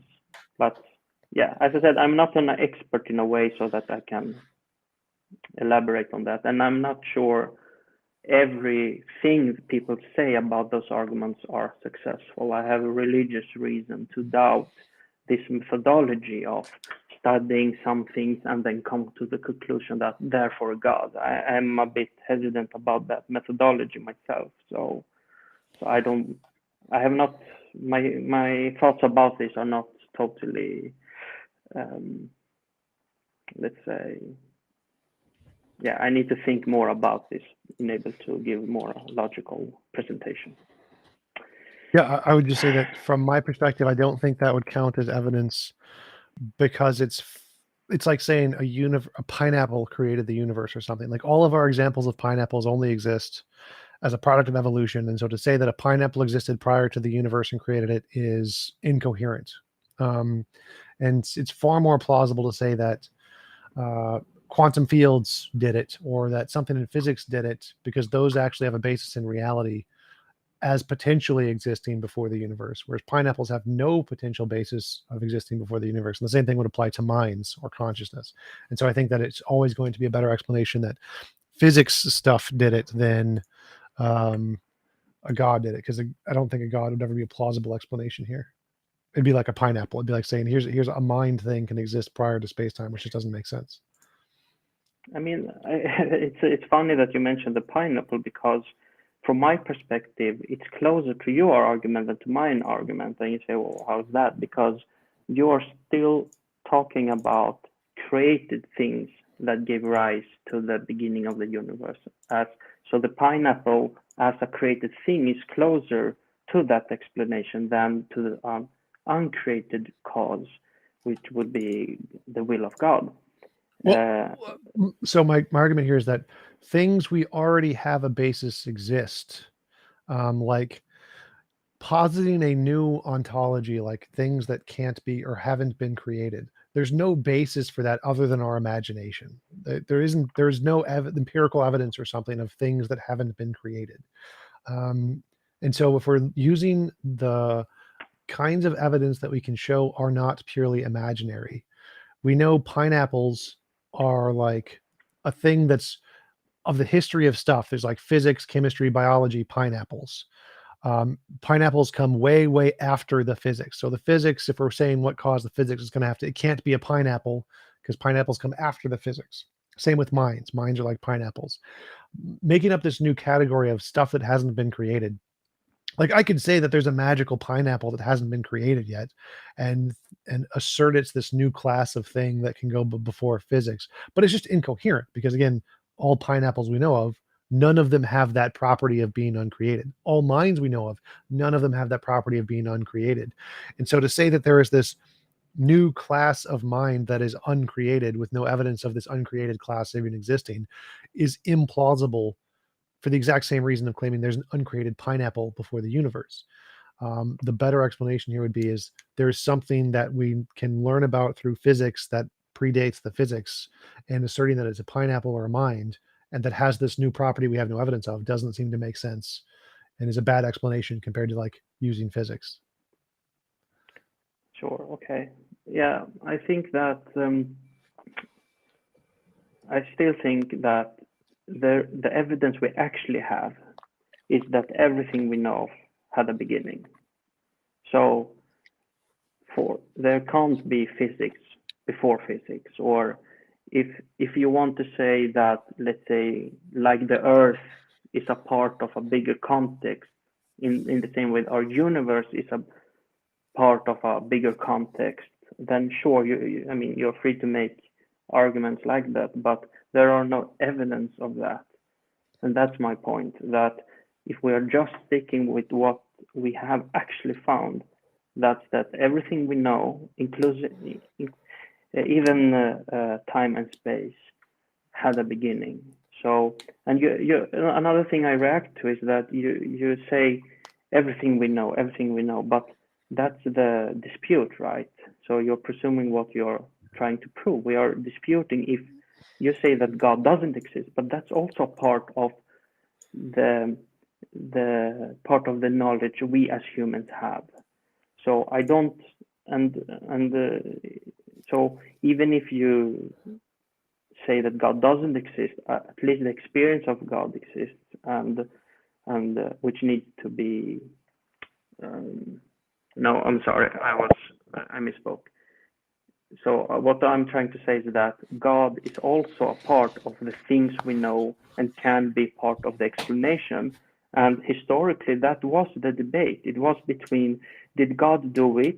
No, there is no need for that, because God does. The universe was, eternal, and then we scientists find out that the universe was not eternal, and the atheist in the beginning was, feeling not comfortable with that, and so I think that's a prediction as well as an argument. But I don't say it proves everything about the Christian faith. But you asked me for an argument, Right. and the last thing I want to say, maybe you can address it, is, don't you think we should make a distinction between, let's say, an argument and, let's say, it being false or true? I mean, you're saying like that's not a good argument, that may be the truth, but it's still an argument and some kind of evidence for God.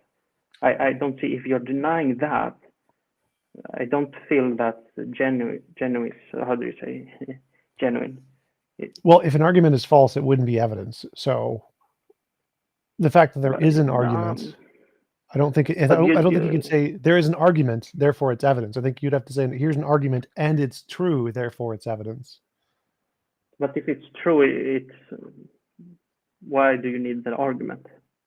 I mean, the arguments are used to show us if something is true or false. So sure, there are arguments, there are scientific theories, let's say, that are true or false. But because I believe, let's say, it's false, I can't say it's not a scientific theory. It's still a scientific theory. It's just that I believe it's false. So I think we need to make that a distinction. Don't you think that? No. So I can say like, cats are dogs and dogs are chickens, therefore cats are chickens. Is that evidence that cats are chickens? No, because it's false. The argument You're a smart false. guy. I think you agree with me. What? Well, You're so a smart guy. Well, right. So like, I can make an argument: cats are dogs, dogs are chickens, therefore cats are chickens. Does the fact that I've been able to construct an argument, indicates that's an evidence? Argument. What? Yeah, that's an argument, let's say, but it's false because of this and this and this and this reasons, let's say. It's internal coherent, but the premises are false.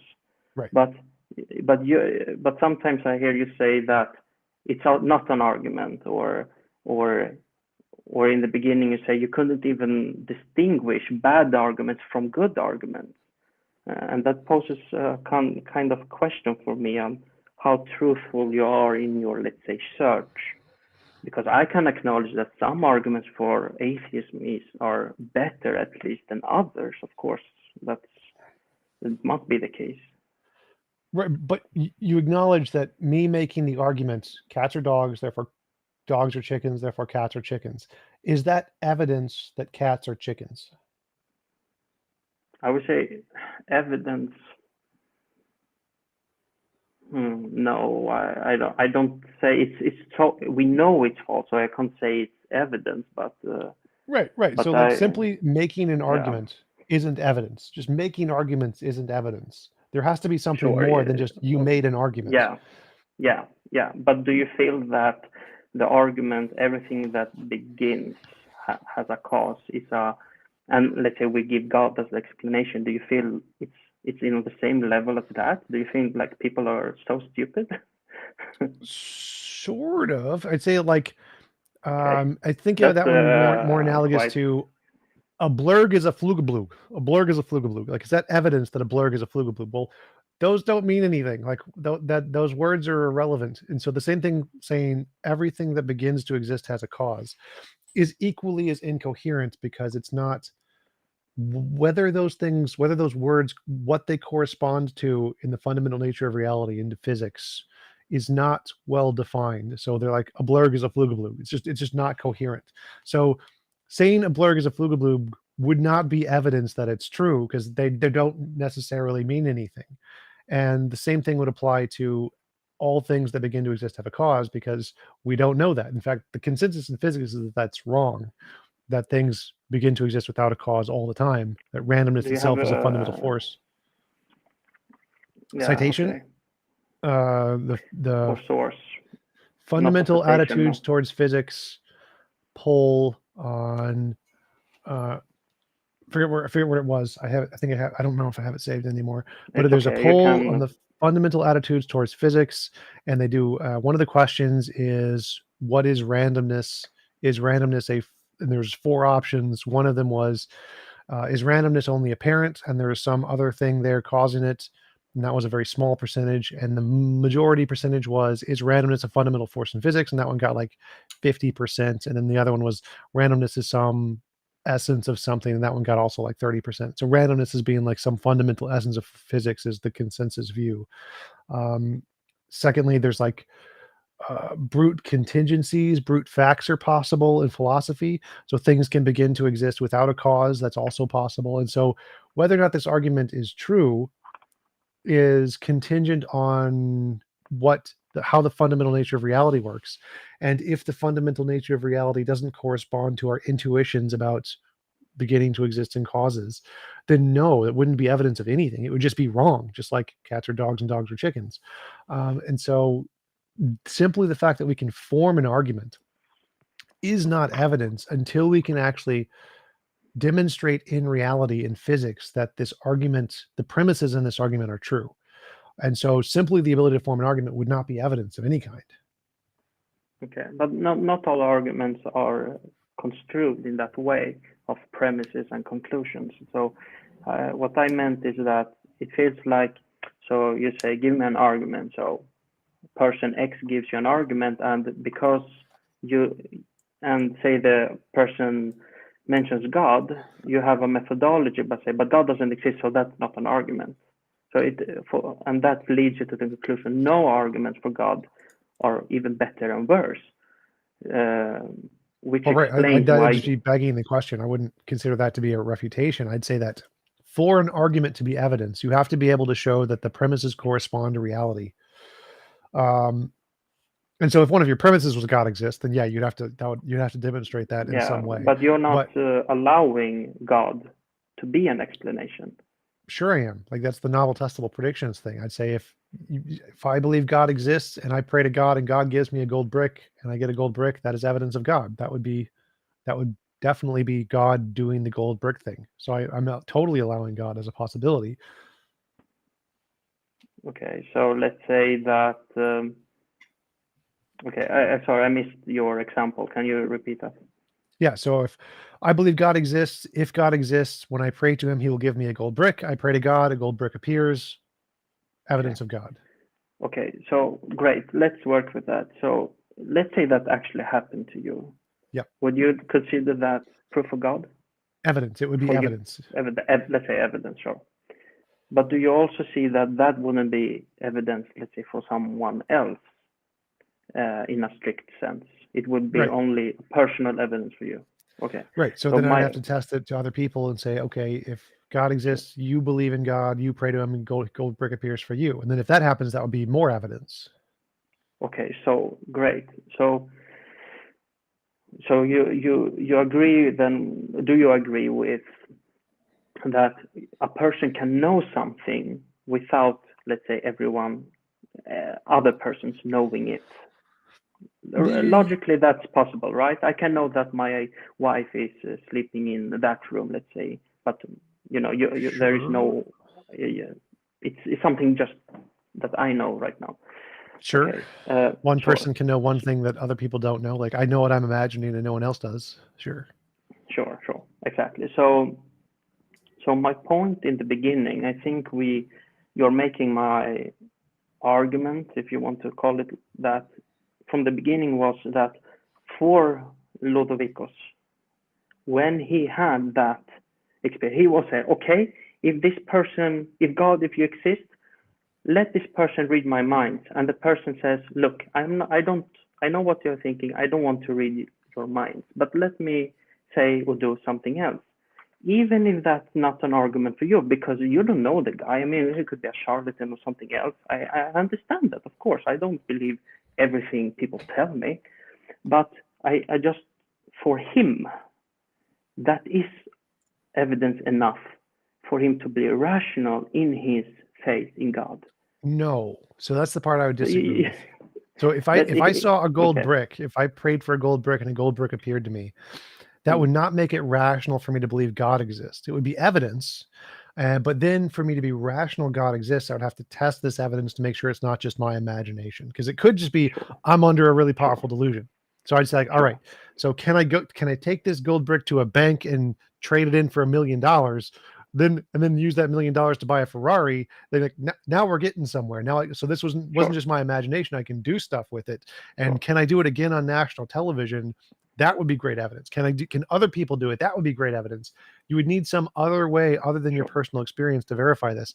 It would count as evidence if you had a novel testable prediction, but to make it rational to believe that there was a God, you would need to be able to verify that in a controlled study for other people to be able to also notice, not just your own personal experience.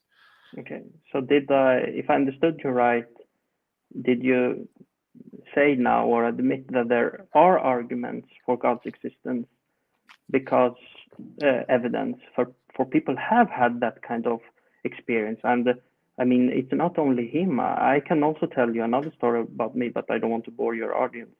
So if you can make novel testable predictions and they work for you, that would be evidence for you, but you would never be justified in believing God. You would have to then demonstrate it to objectively novel testable predictions for double-blind peer-reviewed studies. Then it would be real evidence. Then it's like, if you could do that and verify that your personal experience testable predictions work in an objective criterion, then I'd be like, yes, you're justified in believing because these things work. If it's just your personal experience, doesn't work. But if you can verify those personal experience testable predictions in an objective context, now you're justified in believing. Yeah. Sure. Okay. I don't think God would allow himself to be a subject of let's say a test like that. So if a test like that were to be made, I would probably think that it can't show anything. But it's interesting that the argument you're making, that is a historical Christian argument.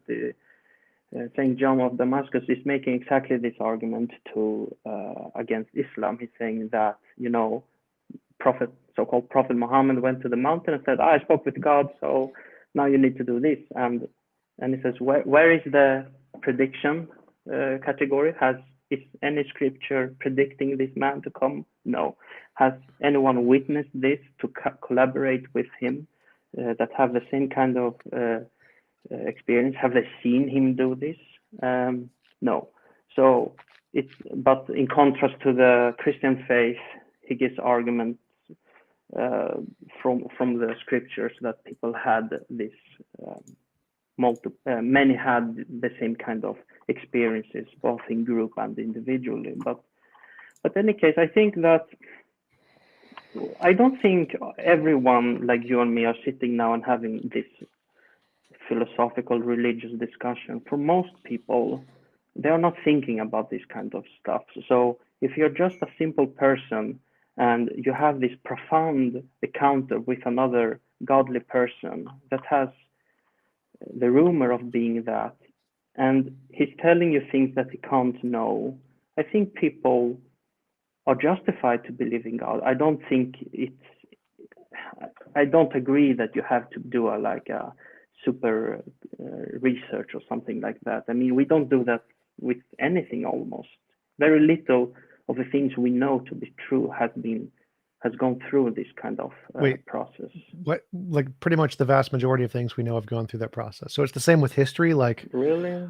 I mean, how do you know that people that fall off the plane without a parachute are more likely to die? Has there been how do you say? Have you like two controlled groups where you're like pushing out half of the group outside without parachute? We have planes that break up in the air, and that's a controlled test group that we have testable results from. But many survive. There are stories that people survive. And this is actually a peer-reviewed study I'm referring to. I don't remember. It was years ago. Yes, I'm familiar. I know the exact story where a woman fell from a plane and survived, and it was really cool. Sure. But we have the numbers on it. We can test like the number of people who've fallen from a plane, and we can just count number of survivors, number of non-survivors, and we can do a statistical analysis. Here's the probability you're going to survive if you fall out of a plane. It's very, very low. So we have Sure. controlled test groups on those. We have empirical data that But this is not demonstrates. controlled group. This is not a controlled group. Yeah, it It is. can be other reasons. Maybe the plane, being inside a plane, give you some disadvantage. What? I can't speak. I'm so tired. Well, we can never maybe- isolate all variables. Like that's impossible. But we do have empirical research on the number of people who have fallen from planes, and we can research that. And it's double-blind, peer-reviewed. It's not like we expected it to happen. So it's double-blind. It's a control group of people in planes who fall out of planes. It's not because like a non-controlled group would include people who didn't fall out of planes or something. So it's definitely a control group. We can see they're in the plane. We can see if they bought a It's not a ticket. controlled group. That is a controlled group. So a controlled group just they're means not. like you're contrasting a people who are affected by some variable versus people who are not affected by the same variable under the same conditions. That's what a control group is. If people in a plane who fall out of the plane, people in a plane who do not fall out of a plane, that's a control group. Like you have a specific set of people who are input under a certain stressor, and a certain set of people who are not put under that stressor to find out who survive and who die. Like, yeah, that's a control group.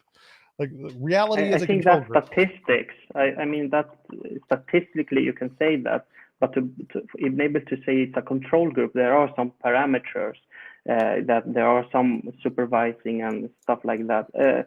So there was a paper written about this. This was many years ago. I don't remember, but they made the conclusion I made.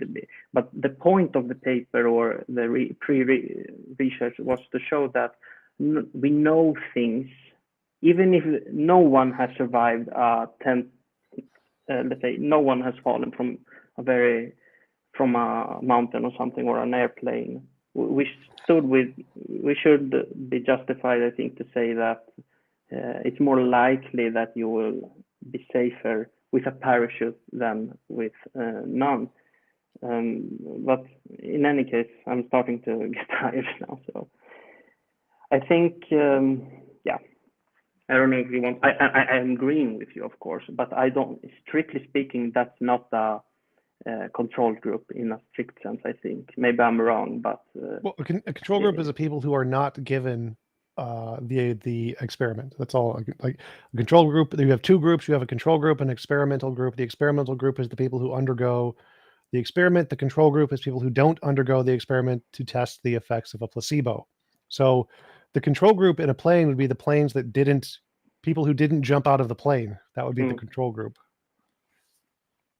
Sure. I don't want to stay with this argument. It was just an illustration, but okay. Or the parachute. The parachute people would be the control group. People who were not thrown out of a plane without a parachute. That would be a control group. So like, yes, control groups can exist whether or not they're made deliberately by people. There's still like there's groups of people who are given the experiment and groups who are not. Yeah, sure. Okay. It's not a hill I want to die on. All right. Well, we have been going for about 2 hours. It was Sure. a great conversation. Appreciate you coming on. Do you want to give any links or references where people can find more about your work, like your YouTube channel? Sure. I have a YouTube channel called According to John. It's mostly interviews now. I'm doing interviews in Swedish also. I have translated most of them, but so you can find me there.